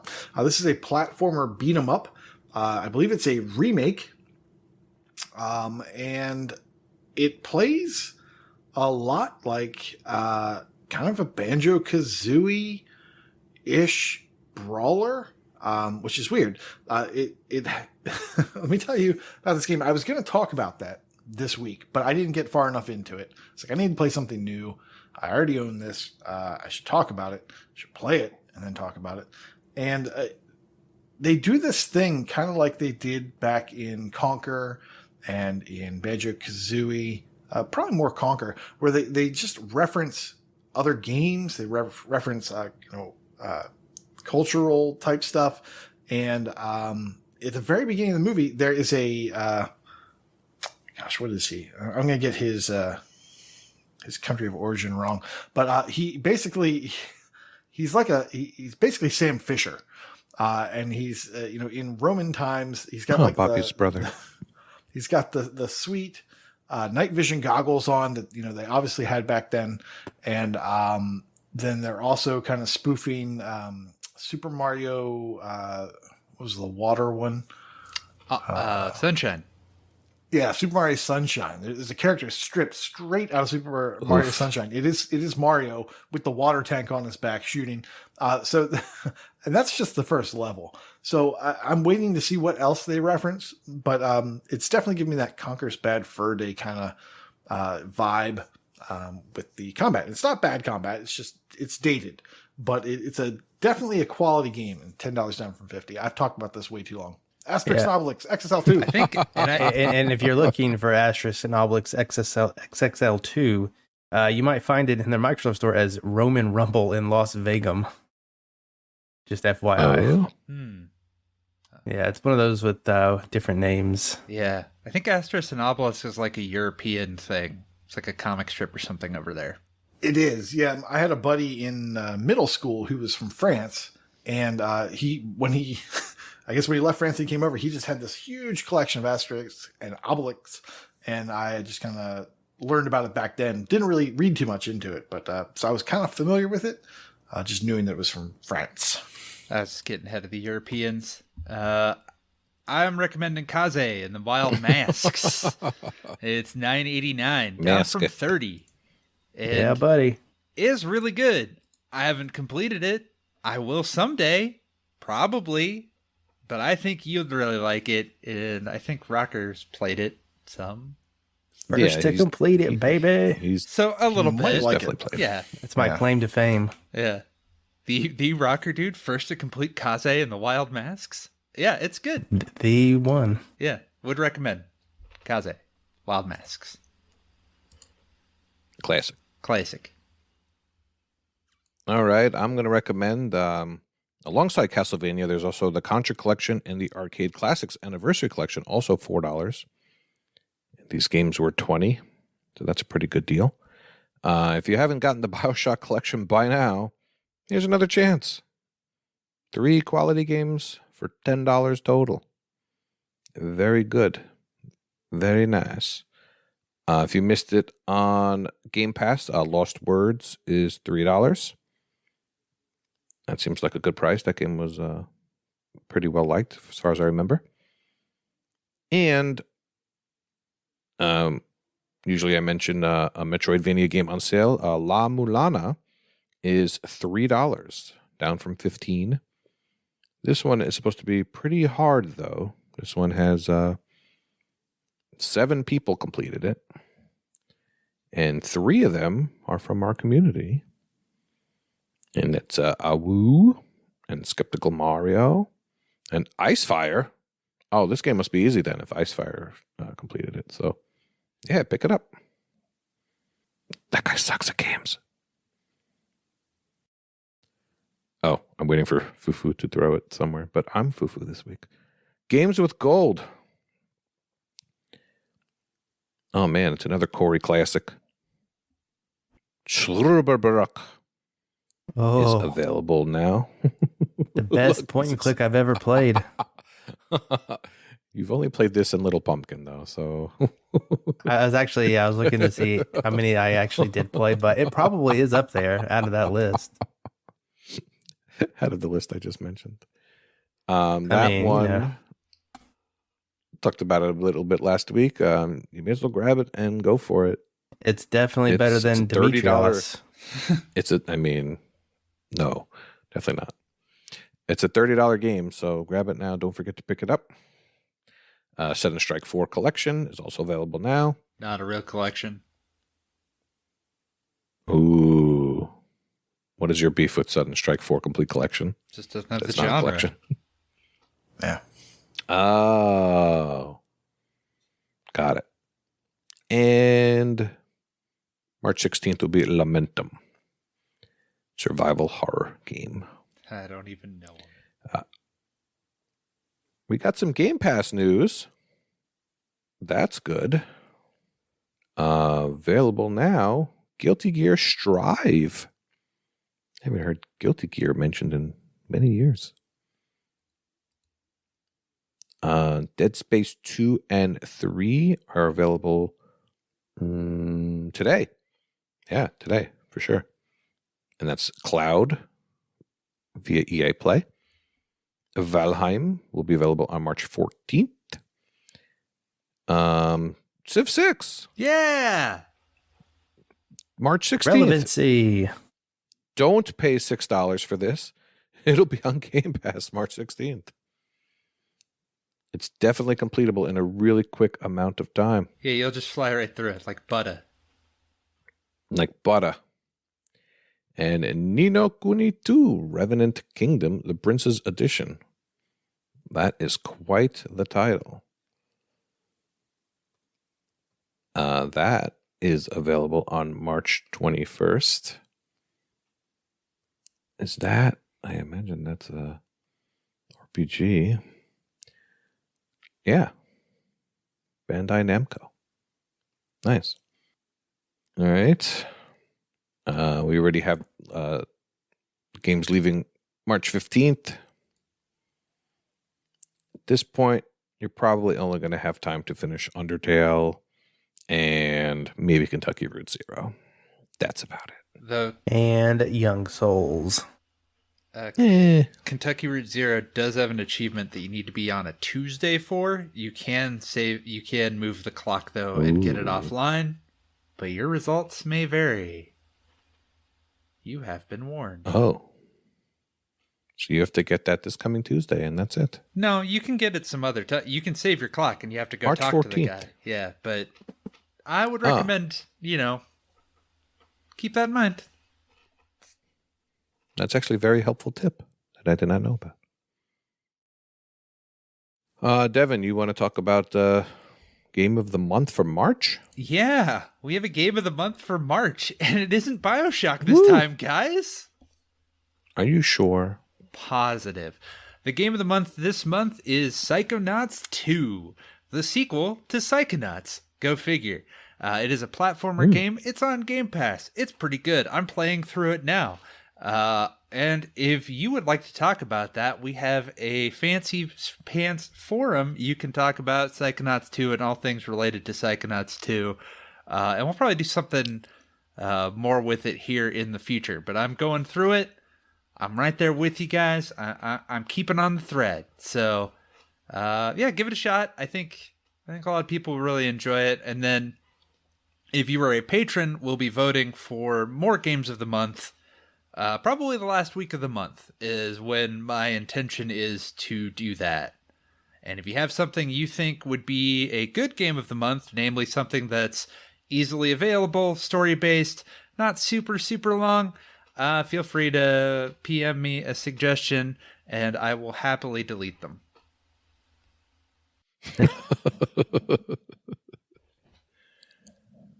What a guy. I guess we're heading right to our milestone segment bracket. Or not?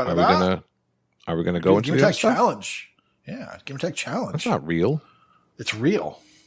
You didn't win, and it's real. It's as real as it gets. I wasn't gonna ask if I won. That would be immature. Yes. Well, let's not do that then. In February, which is no longer going, we had the gamer tag of GT3 Option Fan. His wildcard game was Gran Turismo, Georgia Tech, Green Thumb. I don't know. Achievement or previous completion in simulation racing game was worth 1 bonus point. Some other things too. Football, blah, blah, plants, blah. His bonus was the triple option. Get a bonus for every achievement unlocked that has a triple, 3 of the same letter in a row, an achievement title. Why are we still talking about this? This month is over. We had 22 participants, 195 letters, 13 full spellings of the gamer tag, 13 wildcards, and 44 bonuses. Our top bonus earners were Northern Lass with 6, Crunchy Goblin with 8, and Chewie on ice with 17, and he's not even eligible to win. Our winner, with a completed gamer tag, 1 wild card, and 2 bonuses, who says he never wins, is Ace. So you can stop saying that. That's just how randomness works. Good job, Ace. Yay, Ace. Oh, baby, Next a month. triple. This month is next month, and that is March, and our gamer tag is MDP73 with the wildcard game Angels of Death, which no one has heard of or is going to buy. And the achievement, so we've made it a little bit easier. You can actually have an achievement or previous completion in Angels of Death, and he would love for you to check it out.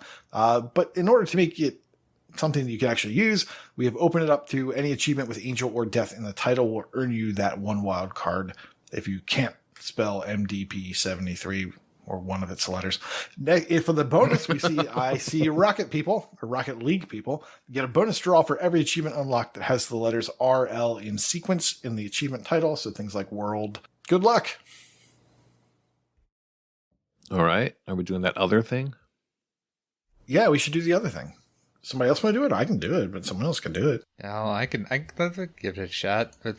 All right, do it. The patron drawing, that thing. That's the thing. All right, let me get. I didn't know if we were waiting for a live show or not. But I already got the hat. Oh, is it a sorting hat? No. Thank God. So let me see here. I think I'm going to win this one. No. No. Yeah, Northern Lass is the winner of the drawing. Congratulations. Woo woo. Nice. Congratulations. Classic. All right. Congratulations to Northern Lass. On to Brad Camp now. All right. In completions, Mikhail KV has reached a milestone of 350 completed games. RPG Davey has reached a new milestone of 1050 completed games. Good job, everyone. Both of you. Yay. In streaks, Mighty Mango, Fuoth are both on 100-day achievement win streaks. Boots Orion with 200 days, Retro Chief 1969 with 800 days, It's a Live X with 900, Morbid 237 with 1,350, Navy Gamer 77 with 1,550, and Seamus McLimey with 2,350. Celebrating their 7-year achievement win streak is Prue. I like Prue. I also like Gamerscore, and this week we have Coates McGoats at 150,000 Gamerscore. Happy Moogles is at 400,000 Gamerscore.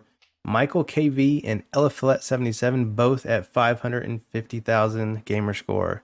ZZ Urban Spaceman has 850,000 Gamerscore. Thank you, El. Matthew is at 850,000 Gamerscore also. And rounding it off, Alicia is at 1.5 million Gamerscore.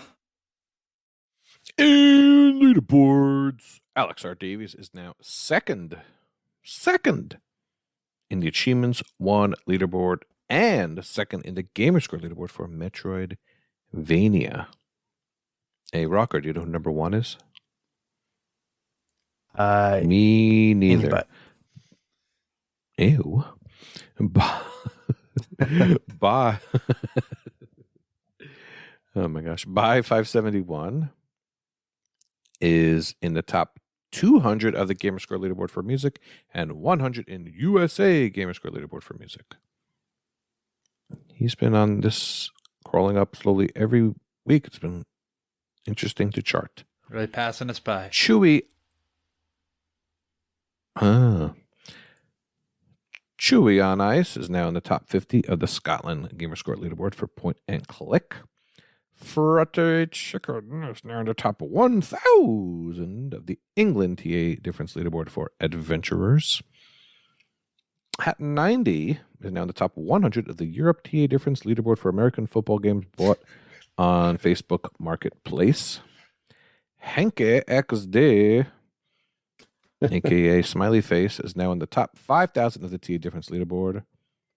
Scaravese is now in the top 500 of the Achievements 1 leaderboard for Vayners and in the top 50 of the Pennsylvania Achievements 1 leaderboard for role-playing games.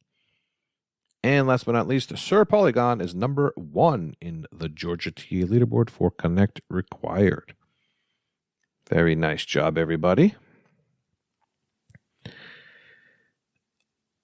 All right. Thank you so much for joining us, Corey and Devin.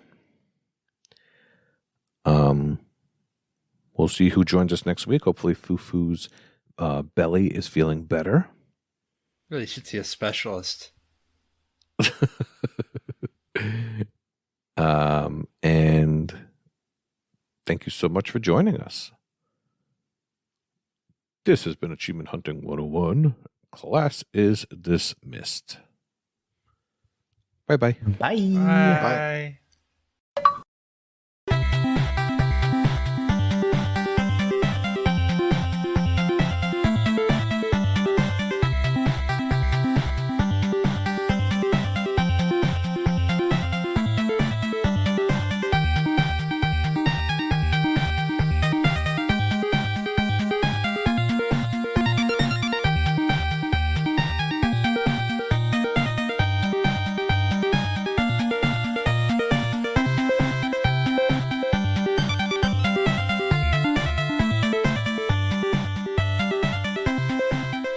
Hello and welcome to a new segment called NeverEnding Stories.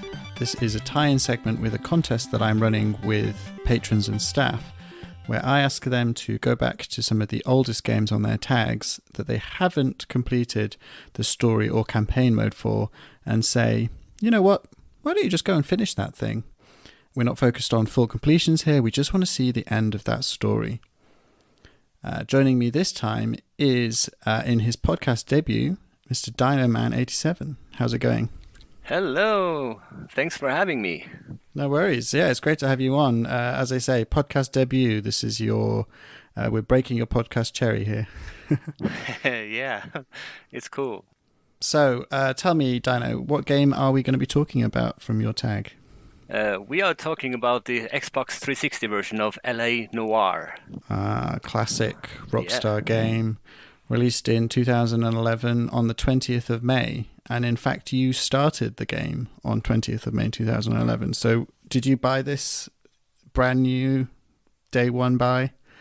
Yes, I believe I did. I can't really remember all the way back then, but yeah, I believe I did.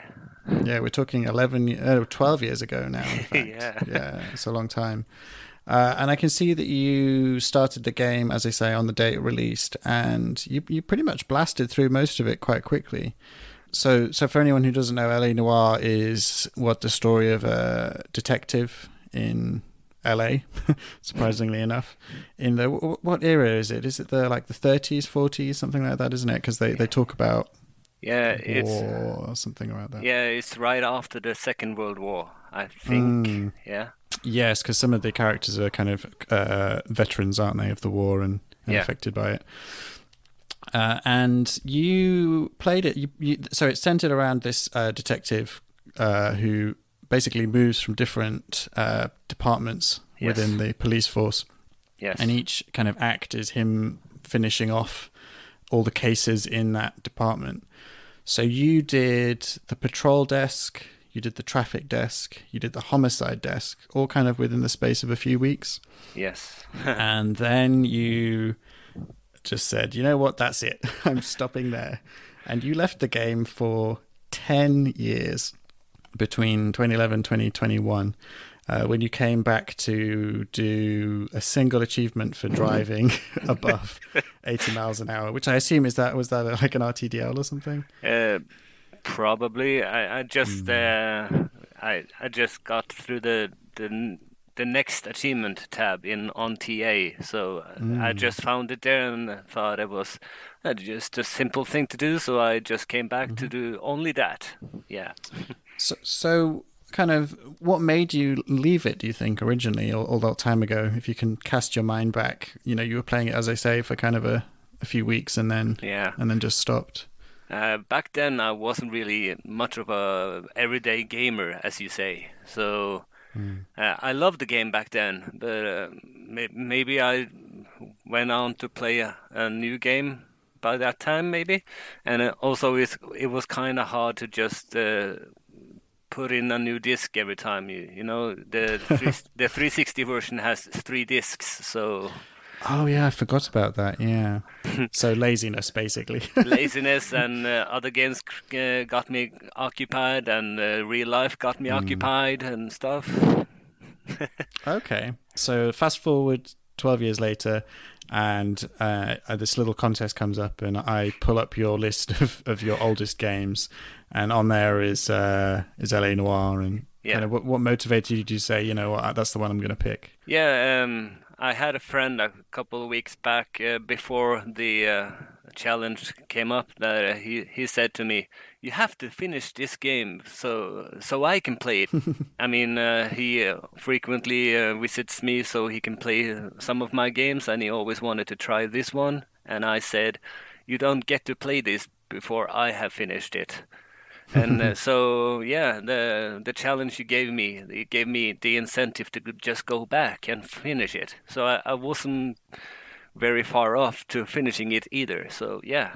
Oh, that's fantastic. So you then, what did you came back on the 20th of January. Yeah. And then you completed it the same day. So you finished the Vice desk and then completed the story, which is the arson desk, the final section of the game. So you knocked it out pretty much in a day. Pretty much, yeah. So how was it to come back? Did you kind of remember everything, or had you forgotten the whole story beforehand? Did you need to kind of recap? Yeah, the controls were a bit messy at the start, maybe. So, but yeah, it was good to come back and to finish it. I may have had a little guide help me through most of it. Back in 2011, I didn't follow guides, so there is many of achievements that I missed out on. So maybe I should play the game once again, maybe. Yeah, so that was a question I was going to ask you. You've kind of obviously finished the story now, and that's left you with 27 out of the 60 achievements for the whole game. Yeah. 500 gamer score, 600 TA roughly. There's still quite a lot on there that you could mop up, as well as most of the DLC cases. Yeah. Do you think you will go back? Would you like to? I think so, if you give me another challenge. So I should do a DLC for old games DLC challenge, right? Yeah, so a couple of weeks back I bought the remaining DLC that I missed out on. So it was quite cheap anyway, so yeah. Oh, yeah, okay. It wasn't on the list of stuff that they were getting rid of as well, was it? I can't remember if that one showed up. No, it wasn't, thankfully. I just bought it just in case. Awesome. Now, obviously, you finished off the story without any kind of spoilers, if you can avoid them. Did the kind of ending of the story, was it satisfactory? Obviously, you've had such a massive gap between playing it. Kind of, did it make sense to you? Did it fit well? How did you feel kind of finishing it off finally? Yeah, I think it was quite well done, yeah, for the time being. I mean, the 40s and stuff, so yeah, the story is quite good. Because it was one of the games that, unlike a lot of Rockstar games, it never got a sequel. Do you think that kind of they should have come back to this kind of story and this era and this style of gameplay? Because it's also quite different with the kind of interrogations and things like that. Yeah. Do you think that kind of holds up still nowadays? And I think if the game would get a sequel, the motion capture would be much better than right now than it was in 2011. So yeah, I think it should get a sequel. Yeah, because you kind of forget it was at the time it was kind of the best in kind of show for that kind of technology, wasn't it? For facial recognition, and like as you say, games obviously nowadays it's almost taken for granted that it's better. Yeah. Now, but if they really put a lot of time and money and effort into it, they could make it even better again. Definitely. Cool. Okay. Well, that's great. So, well done. Thank you for picking it up and finishing it off. You've got obviously a few other games on the list that I gave you. Do you plan to pick up any of those again? Oh yeah. I've been trying to get through Modern Warfare 3. You know, Call of Duty. Ah, yes, classic Call of Duty. Call of Duty. And probably, there's a couple more, like Lego Indiana Jones, Mirror's Edge, maybe. And also another Rockstar title, Bully. Oh yeah, Bully's another one. Yeah, Bully actually turned up on a few people's lists, but I think you had one of the more varied lists actually. Some of the games that other people had, you didn't have on your list, and vice versa. So I think there's quite a good kind of range and selection of games on there. Like you say, you've got Mirror's Edge, Bully, Brutal Legend. Yes. Yeah, a few different ones. So. Awesome. Well, thank you again for joining me, and maybe we'll chat soon if you ever finish any of your other never-ending stories. Of course. Thanks for having me. Cheers. Cheers.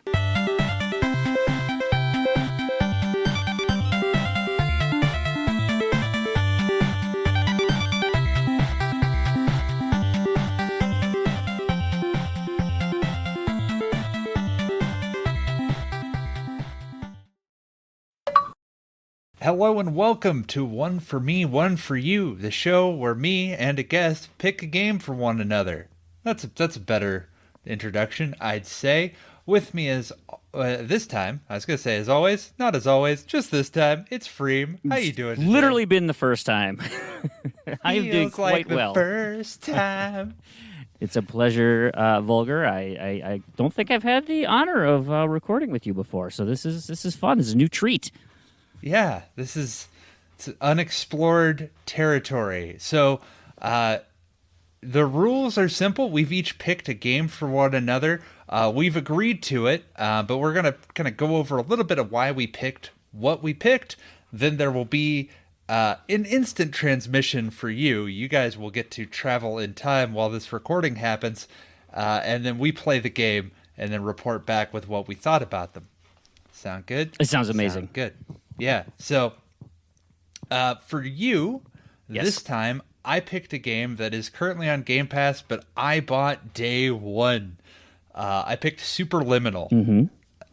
Do you know anything about Superliminal? So this is on my. When I saw it hit Game Pass, I immediately put it on my hit list.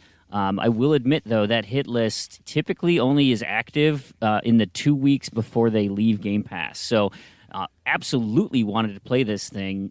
Knew very little about it. Still know very little about it. But like that forced perspective stuff was so intriguing, and I was like, "Oh man, you could do so many cool things with this." And so like I went radio silent on it because I didn't want to poison any sort of expectations going into it. I haven't even looked at the achievement list at all. Yeah, the achievement list. There's only one that I'm like, oh, and that's. It's going to take some skill, but I hear there's a speed run. There is a speed run. They've made it easier. Ooh. So it's not, well, it's still, you still have to beat it in a half an hour. Okay. It's, I would say, doable if you practice to do it in that half an hour. Mm-hmm. They've also added challenge mode, which basically just keeps track of a few stats, and you got to beat it in under those stats. Okay, gotcha. And have you completed this game? I have not full completed it, but I've done a lot of it. It's beaten to my level of satisfaction. Sure. Retirement age is how I call it. Yeah. Well, no, and I'll go back through. I have one chapter to get some collectibles in, and if it shows back up on my RTDL, I'll go do it, or if it leaves Game Pass or whatever. I'm just not in a big rush.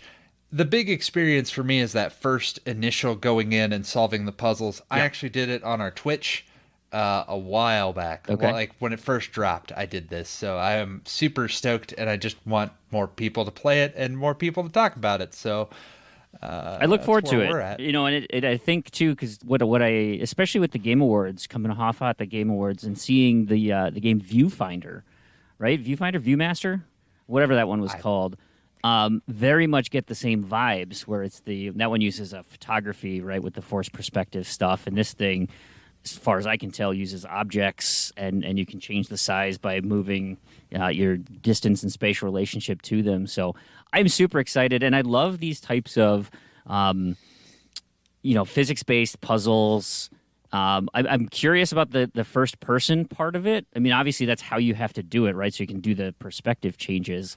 But as much as I love Portal and stuff like back in the day, it was challenging for me because I'm just not amazing at first person shooters. Like I'm okay, but that first person perspective sometimes kind of messes me up, especially if there's any like height based things. So like if I have to look down at things or stay on a tight ledge, I'm not great at those. So when we circle back at the magic of time travel, I'll be interested to see how I react to anything that I see in this game. Yeah, I think you'll be fine, but I'm not remembering anything that would trip any flags based on what you said. And it's a real breezy sort of playthrough, at least the first time. Just try to go through it, and then chapter select and everything too. So if you're like, Devin said there was collectibles, there are, but there's a chapter select, and it's one of the most forgiving sorts where it tells you if you've gotten all of the specific collectible. Love that in the chapter. That's so helpful. So, like, go in completely blind, because you'll have to play through a couple times anyway for a few of the achievements. Just to get the speedrun knowledge. Absolutely. If you wanted to go full completion route. So just go through, and we'll talk about it after you beat that game. Love it. Love it. So let me hit the ball back over in your court. And the game that I am sending your way is called Monster Sanctuary. Have you heard or seen anything about this title? I think I've dove it. Okay. But that means very little. It could just be a fever dream as far as your understanding. I've lots of things around my tag. So this is one of the rare titles that I actually have the stack on. I typically play once and don't bother kind of person, but I enjoyed this so very much. It's a mix of two fun genres in that I love my Metroidvanias, and I also love collection type games. Not the collection games you prefer. The collection games of such as hoarding animals or creatures and filling out a bestiary of sorts. And this game is very much that. It is a 2D Pokemon meets Metroid. And the abilities therein to craft your team and on the surface level with this, it's very much if you have any history with Pokemon, which you can fill me in on whether you do or not. I don't. But to me, I look at Pokemon and I think kids game. Now, granted, if you get competitive, I'm sure people will tell me how wrong I am. But what I loved about Monster Sanctuary is on that surface level, you're like, oh, cute little monsters, this is fun, whatever. There is a surprisingly deep combat system here that you can really min-max and come up with some creative approaches. I'm trying to think about at what point in the combat it's going to click, because it's not right away. So I'm curious to see your take on it as you go. But what are you thinking? Well, I'm interested. I'm intrigued. I like Pokemon. I liked Metroid, but not as much as other people like Metroid. So we'll see. Yeah, and to be fair, the Metroid elements are slight. There is that interconnected map. It looks very much like that, map to explore. You do get a double jump and a couple of abilities, but ultimately you're not as gated as you are in other games, right? The double jump, the missile, the screw attack, the whatever. Like, I think there's like 4 movement things here. So it's not crazy. And really, what helps you explore the world are these critters, these monsters that you recruit. So if you're good at collecting them, you can open up parts of the map pretty early. Okay. So so it's like bringing to mind some other things like bug snacks, and at least when you said Metroidvania with collection elements like that, makes me think of Aria of Sorrow. If you've played Aria of Sorrow, the Castlevania. I have not, but I know what you're referencing. Okay, yeah. So I have beaten that one. Yeah, so 100%. I think you might have a good time with it. It's a reasonable completion. There is a title update that came out earlier this year, so it kept popping up on my 2022 Game of the Year lists, surprisingly. Fun addition to the game, and it's, like I said, surprisingly deep for what it looks like on the surface. All right. Well, yeah, I'm excited to try it then. And You go for Superliminal, I'll go for Monster Sanctuary, and we'll talk about it here in a little bit. But for the listeners, that will be right now. Oh my goodness. And I mean, there was a speed run in Superliminal, but boy, that was fast. Time travel. It's possible. Yeah, absolutely. Obviously, I did play Superliminal, but I think we should start with the game that I asked you to play. And I want to preface this by saying after we committed to playing this, my first DM from you says, "So, don't hate me, but when does Monster Sanctuary pick up?" That's not a great sign, Vulgar. No. I wasn't a fan of Monster Sanctuary very much at all. I did 2 whole dungeons and an optional boss.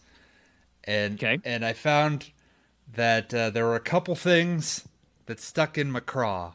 Or, well, not stuck. Sure. It was very slow. Mm-hmm. And the basis of comparison I have is Pokemon. And Pokemon is... Well, Pokemon's 1v1 battles. And so it's a lot of, switching back and forth. This is 3v3s. And I found that was... It just took forever, and I was mostly just brute forcing because I could never find the right elemental combination to bring into my party to make things work. Sure. And who did you start with? The wolf. Do you remember the wolf? Okay, the blue guy. The water wolf, because I like water Pokemon. Okay. No, and that's totally... I mean, obviously, the reason... So mine was the spectral toad, and the only reason I picked him because as green is my favorite color. But as everything that now I've played through, the toad is probably the best starter because he's kind of like a paladin. He's a tank / healer, and that just then you can include a bunch of glass cannons in your party, and it helps those basic battles go faster, which I agree is a negative. Those basic battles can be extremely tedious. And until you get a critter, I think Sycophant is the first one that, where you get your little buddy to run around with you. Mm-hmm. The Sycophant lets you avoid all those battles. You can just walk as much as you want without triggering any encounters, which is fantastic. Yeah, it was because I liked a lot of the ideas because I liked that you could have the different summons and they did things in the overworld. I don't remember their names, so I'm not don't even gonna. Okay, I had a bird. I liked the bird just to let me jump and you could glide a little bit, like he was a worse Tails, like from Sonic the Hedgehog. Yep. You can just call him a Pidgey. That's fine. Yeah, he's a Pidgey. He's a Pidgey. The wolf could slash stuff. Yep. I liked that. Well, and also I wish the game would have handheld me a little, because at first it really handholds me, but the first thing was I was just okay, well, here's 4 starters, and these are the different elements that they do. And I was like, yeah, hi, it's me, Vulgar. What does that mean, though? What do you right? It's just you ever get dropped into something and you're just okay, well, here's 5 choices, and I'm can I get a? And this is gonna set your tone for the rest of the game. Good luck. Yeah, in a world you have no context for. Yeah, what does that mean? Yeah, that's totally fair. That is totally fair. And if they were just color variants or elemental variants, that would be one thing. But the fact that they all play differently, if you picked that bird is the epitome of a glass cannon and is probably the hardest one to start because it just dies all the time. And you try to single-handedly win all the battles with it. And it's if you were going to start with that, you might as well be hitting your head against the wall. I don't know how the wolf plays so much, but it takes a while for your party to get rounded enough where you don't have to brute force everything. And I think... And I'm not even sure you made it this far. Did you get to the ice area? No, the last thing I did was I got to the double jump area, and I beat the boss of the double jump area. Is it the skeleton guy? That's a yeah. I remember there was a robot, and it was like the first real encounters with your Pokemon rival buddies, and then you. Oh yeah. And then it was like the first area. So you beat up the guy's robot, and then you go down and you have to do this one dungeon. So that was the one. So I guess I technically only did one dungeon with the double jumps, and then I got kind of lost, and I was like, I'm over it. I that's fine, and then I think what came is the Far Cry servers came back up, so it was like, well, that's kind of a more important issue. I totally get it. So I'm trying to think of the progression after that area, because it's the greens, the caves, the dungeon, and then I think you move to the ice area after that. And in the ice area, the boss of the ice area is the first. It's a 4-legged orca. A forca. And and that is the first boss that you cannot brute force. Like, it will absolutely dominate you if you don't start mixing up your party and playing the elementals and figuring out how combat's supposed to be. Yeah. That was really that's the big wall in breaking through the combat barrier. And that's kind of where, like, it is deep into the game. I mean, you've seen it. You've gone that far. So if you're not digging it up until till you get to that point, then once you hit that wall, I could easily see that being a hard stop for people, because it is just attack, and just killing everything, versus late game stuff. So there's you played the basic battles 3v3. There's the trainer battles, which it sounds like you played one where it's 6v6. Only 3 out at a time, but you get to go through all 6 of your party. The boss encounters, which are 3v1. And so when you start to get to those boss encounters and figuring out your three critter combo, the buff, debuff, and multi-strike things that you start going, like when you try to get that achievement for getting 25 hit combos, that's when things start getting wild, because you're putting bleed stacks and poison stacks and 7 different debuffs on a guy, blinding them, tethering them. I mean, like, the little boxes above their heads get so convoluted because you have absolutely eliminated their ability to fight back effectively. Gets super fun because you're just absolutely dominating them, and then you'll find a guy who does the same thing to you, and you're like, oh, what the heck, man? Now you do rethink your strategy to be able to clear buffs and debuffs off your team. And so that's when the combat really starts to take shape and become significantly more interesting. I will say the story, just whatever, take it or leave it. It's a means to an end. The other thing that I really liked about it is, because I am a fan of the classic 2D Metroids, I liked the map is very, very akin to what the original Metroid is, and kind of a hallmark of that genre, with the color-coded areas of the different biomes, and scouring that map. If you're not using a walkthrough, scouring that map for anywhere that doesn't have a boundary. You're like, oh, I can go there yet. I haven't done that this part, and then you see a little black square in the middle of a filled out dungeon, and you're like, well, there's clearly a secret there, so I got to figure out how to break down whatever wall to get into that place. And getting the 100% map open, that was fun for me, and I did enjoy that quite a bit. So yeah, I did like the map. The map was really good. There was like a couple of puzzles. There was one puzzle in particular that annoyed me. There was so in one room there are 3 different platforms with chains, and on the room above it there's 3 different switches, but you can't tell what the switches do. And I'm like, this is obnoxious, because it was a lot of me like, okay, I'm gonna flip this switch. What did that do? Let me run to this room, which goes down to the next room and then over. Oh no, that didn't do it at all. And then I was like, can I have some sort of indication? I had to look that up. And then the other thing that I did want to bring up, because I felt like maybe I was doing this wrong. So in normal Pokemon, which I believe you said you didn't play much normal Pokemon.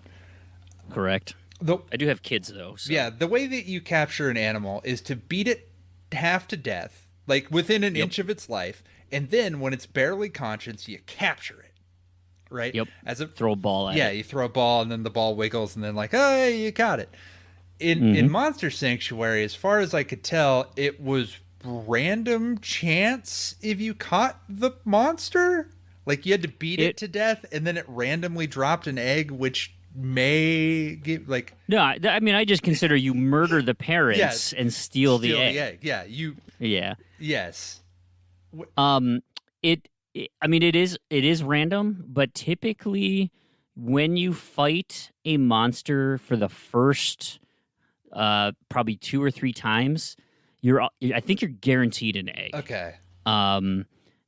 There were very few instances where I'd see a new creature and I wouldn't get an egg from that drop, unless it just so happened it was a new biome and there were 2 different species in there. You'd only get 1 of those. Okay. I didn't know the drop rates, and so I was really disheartened. I thought I'd just fight a new one and they'd give me the egg, and when I fought something and I didn't receive an egg, I got kind of like, okay, well, how many times do I have to fight things to... I mostly avoided combats aside from the boss because I was bored of the combat. And so, like, I guess this is causing, like, a big chain, but they'd be like, this is weak to fire. And I'm like, well, do we have any fire? And it'd be like, no. And I'd be like, well, who cares? Like, like, I was like, I should have picked, like, I needed something. Like, There's one critter, the Tengu, is that red-faced weirdo in the caves. Yeah. Like, he's the fire guy, or the caterpillar. Like, he's the fire guy. And so you end up keeping him in your party for a long time, right? You know, once you get kind of the 6 main critters, it's a while before you even need to start branching out. But what is there 100 and I don't remember what the bestiary has in it. A lot. I rolled with Blob Herman, which is what I called it. He's a little blob. And Pidgey and the wolf. And I caught what appeared to be a Mankey, like a monkey. That fought. No, and the nice thing about the monk. Zerker, that's it. Yeah. Actually, the cat Zerker is good endgame stuff, turns out. Crazy crit damage at the end. There's a monk who has all 3 elements in the caves, in that second area. He gets a lot of play early on.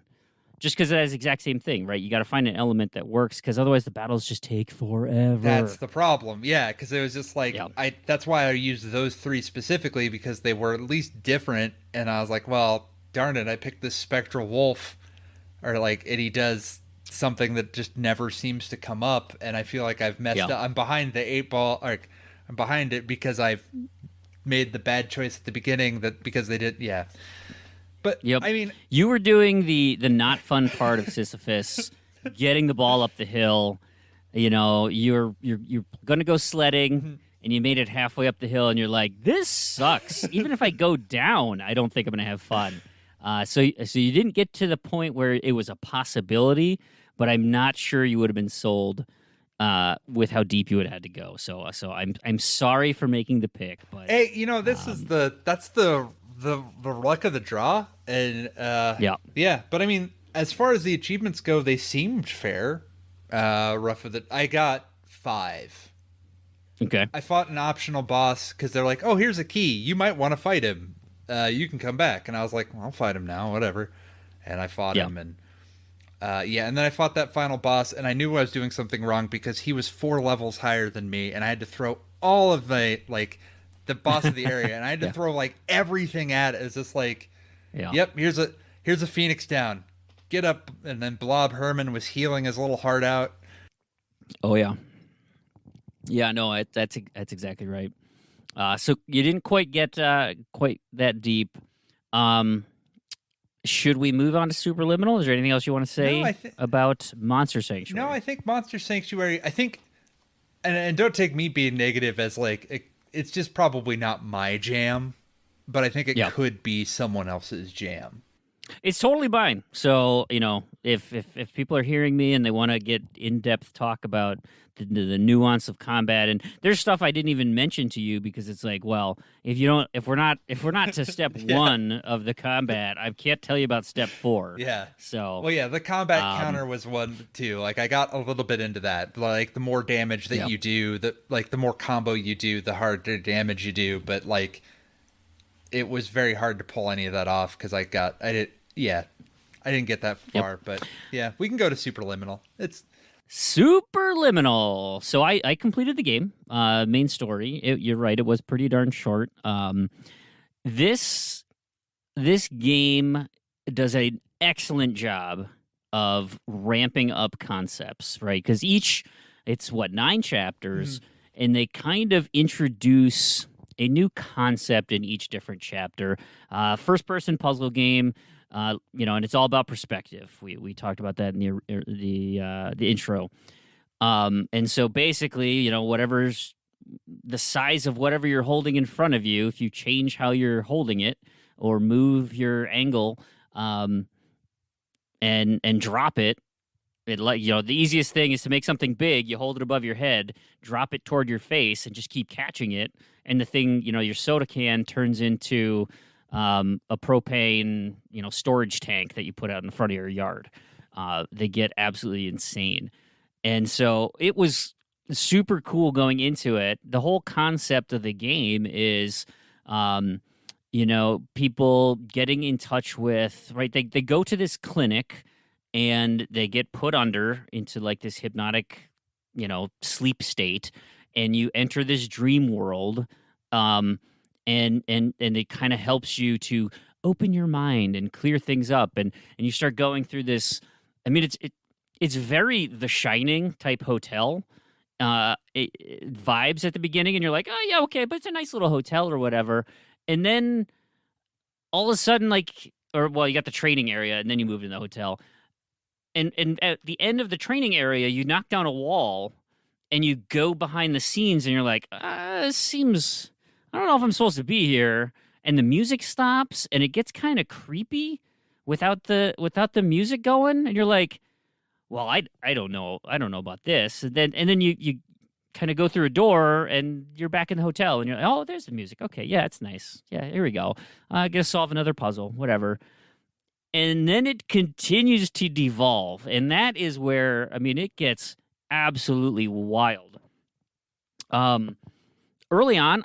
Some of my favorite things, you can pretty much interact with everything. I like putting things into buckets and boxes. It was just fun to pick random crap up and just drop it somewhere. Because you could, whatever. It was fun. There's a lot to play with too. You can. There really is. I wish you could throw. I wish there was a throw mechanic, but plenty of stuff you can do with making things giant and goofing around with it. Oh yeah, some of the first things you ever do is oh, here's a soda can. I want to make it a gigantic soda can. And all the different they play a lot with the different dream stuff and different themed stuff, like chess pieces and so that soda can, there is an achievement for getting the soda can to pop. And that was one of the hardest achievements for me to get. It was kept putting it above my head and dropping it and letting it hit the ground. I'd make it big, I'd let it drop, and I was like, I could not break that can to save my life. And then I was just goofing around in a hallway, and it happened to drop and hit a pipe. And also, scared the hell out of me because I wasn't paying attention, and I heard this bang, and I'm, looking around.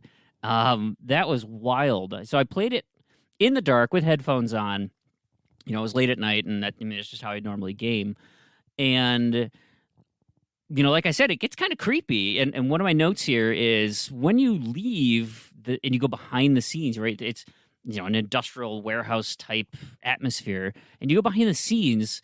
There's a lot of shadow, right? They play with. The lights, they can only cover so much.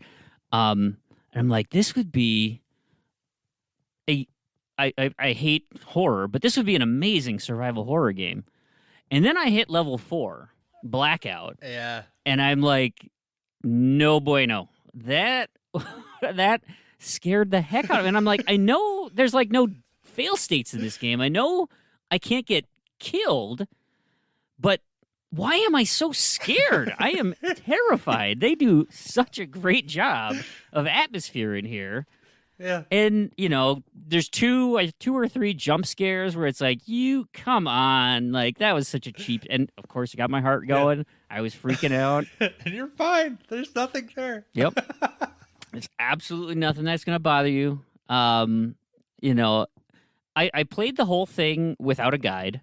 I did have to look up 2 solutions. I got stuck in 2 spots. And so one of them, and this, I ended up spending a half hour on this puzzle. It was you enter this large room, and there's 2 open windows in the top there. And it took me a while to find what you can interact with because you can't really do anything. And I saw the moon, and I was able to pluck the moon out of the sky. Yeah. And I was like, wow, that's clever. And so I brought the moon down, and you could see things on the top of it. Oh, if I make it big, I can. It's got one of those boom boxes that can tell me some exposition here. And on there's a piece of cheese and a soda can and a block, and that was all I saw. And so I'm like, all right, well, let's get the cheese, and I'm trying to go out the window, do this. Well, there's a collectible up there, and I'm like, I can turn off these lights, and I could not figure it out for the life of me, and I kept walking around, and then I watched a video, and there's another thing on the moon. I was like, where did that even go? The door is on the moon. Completely lost it. I couldn't find it anywhere. I had to reload the checkpoint. And I was like, well, that was stupid. Glad I know that for my speed run if I ever choose to do that. And the other one that drove me nuts is the cloning level. Was it a room with a big slope and a fan? And a giant fan. Yes, it was. That's the one I got stuck with. Yes. Oh, my goodness. And then once you found the solution, it's just like, Yep. Huh. Totally palm to the head. You're like, that's... Of course it is. Gosh. Yeah. How much time did I spend trying to figure this thing out or trick the fan or try and, get the apples small enough to go under the fan or, all these dumb things. And 100%, it was so simple. I was going to guess when you said you got stuck. I was like, that's the one place. Because, I played this... I believe I played this on our mixer when we had a mixer. Okay. If that And I played through in one sitting, and that was the one area that I had to all right, chat, let's figure this out. I can't do that. Yeah. Right. Yeah. Right. After Blackout was Dollhouse. That does a lot of fun stuff with size and perception changing. That was cool. I really like that one. And then there was the Labyrinth level. I'm not even sure I figured out how I got through that elevator maze. I've kind of just brute forced it. Mm-hmm. And even watching speed runs, I'm not sure what visual cues were supposed to. I mean, there was obviously the arrow, but how you got to that? Did you just run around until then it happened to show up on one of them? Yes. I don't. That's the. Okay. That's the answer, I believe, is that if you run around, then the arrow shows up and that tells you where you need to go. And then from there, you just not listen. And I'm trying to be as vague as possible so if people want to play, they don't. You know. But then you don't listen to the directions. You try to go deeper. Yeah. That super messed me up. Because I got it. We're talking about the same point, and like you said, we'll be vague. I got it right the first 2 times by accident. Because I'm a 2D platformer guy. Obviously, you do the other thing, right? And so then when I did it the 3rd time, I'm like, oh well, there's nothing over there. I might as well. And then it didn't work, and I'm like, wait, what? And I did it over and over and over, and I'm like, I don't get it. What is happening here? Why? And then, I got stuck. I didn't have to look anything up, but I could not for the life of me until I read those signs, and it was like, oh, that's how. Oh man, and that's overall, that's kind of what I really liked about this game. During the credits or the epilogue, I guess, is probably a better when they give some exposition at the very end as you're going back through all of the puzzles. The comment is that people are so afraid of failure that you never look for a new perspective.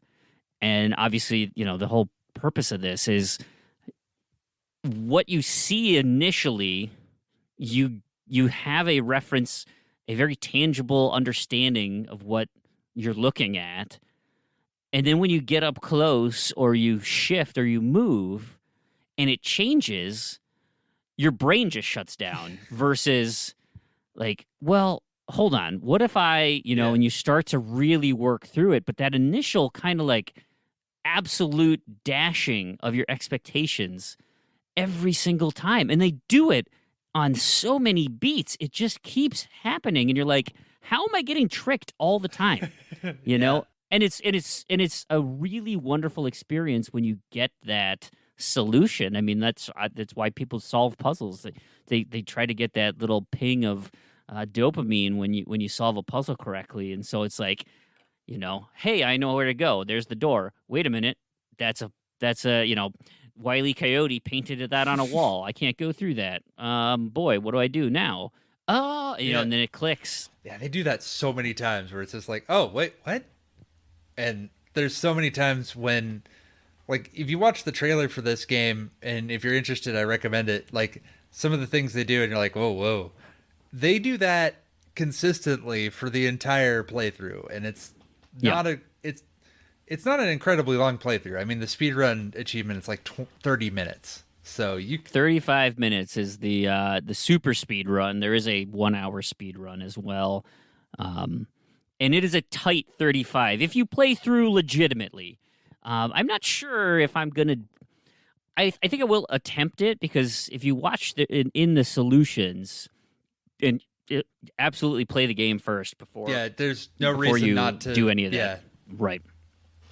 You have to do... I mean, enjoy it one time. There's chapter select. Don't worry about it.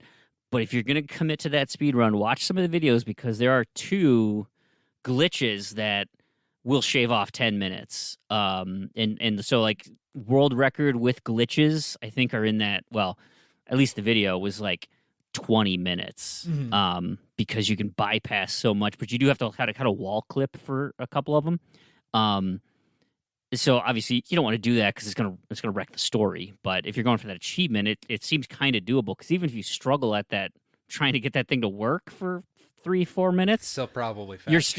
you still got 15, right? You got plenty to play with. So it doesn't seem necessarily that obtuse. I will admit, going through the collectibles guide, I would have never found most of that stuff. You never, like, having done... There's no way. I went through it just for some achievements, and some of them are just so bizarre. Like, you would obtuse. Never do Absolutely. that. Ever. Yeah. I found, I think, 2 blueprints and 1 chess piece. And I'd like to think I got most of the extinguishers and fire alarms. But they're all over the place. They're everywhere. I mean, to even count them. The game is sick with them.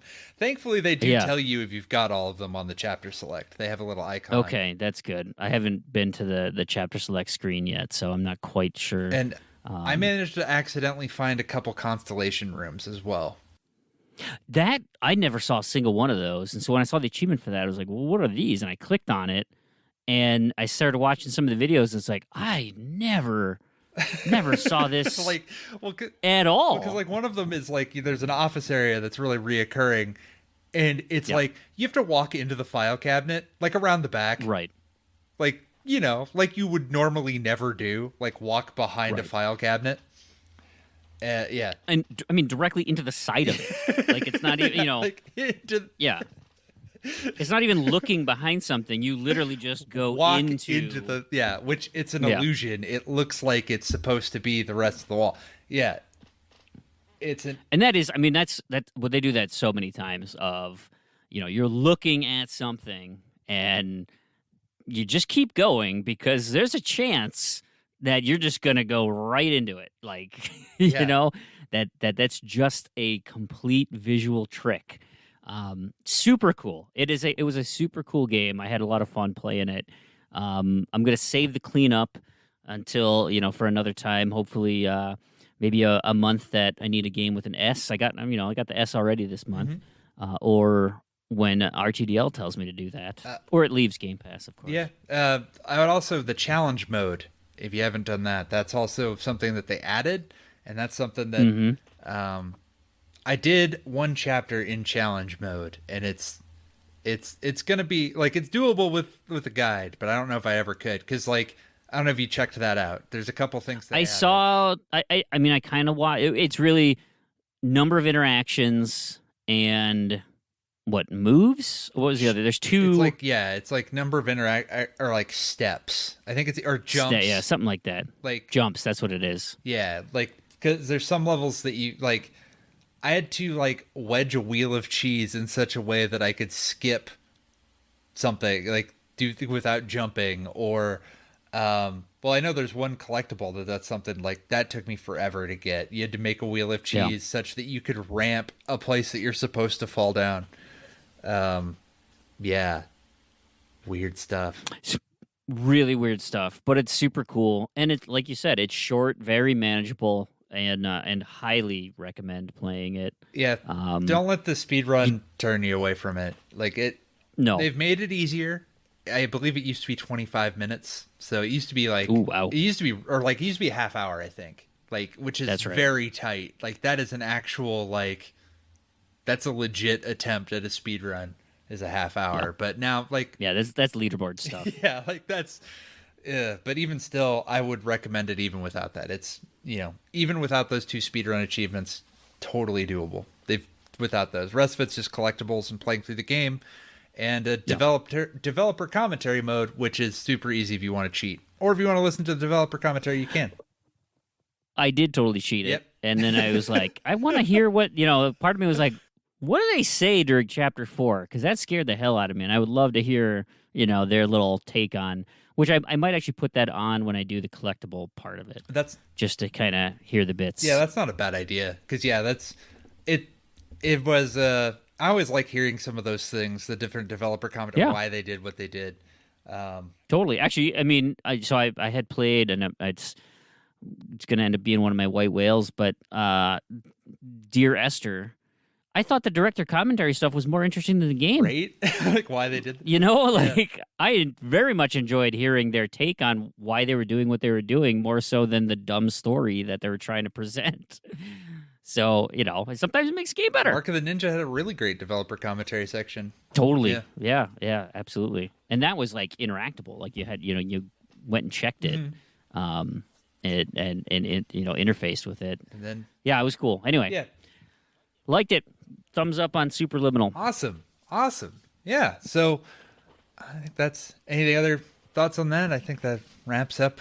No, this was fun. I love this concept, and I liked having someone to carry out a conversation here with on these games. Yeah. Even if maybe it wasn't a knock out of the park. Well, but I mean, like I said, they can't all be. Happen. That's just gonna happen. Like I'm not gonna like everything, even if it seems like a slam dunk. There's tons of games that are like that. So totally happens. But thanks so much, Freem, for joining me, and I really do appreciate that. If anybody listening would like to join in, and you are a patron, hit me up on Discord. I would be happy to see if we can set something up for one for you, one for me. Thanks again, Freem, for joining me. Sounds good, man. Yeah, and have a good night. See you, everybody. Later. Hello, once again, AH101. This is Neo21, and this is the February Year of the Vayner summary.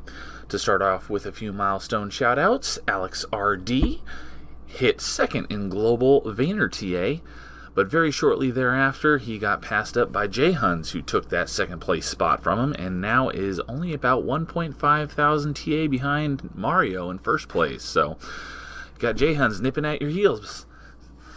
Alex also hit second in global Vayner Gamerscore and second in global Vayner Achievements. Icefire TN hit top 200 in Vayner's Played and top 50 in Vayner Gamerscore. Jay Huns also hit top 5 in Vayner's Played. Scarovese hit top 500 in Vayner Achievements.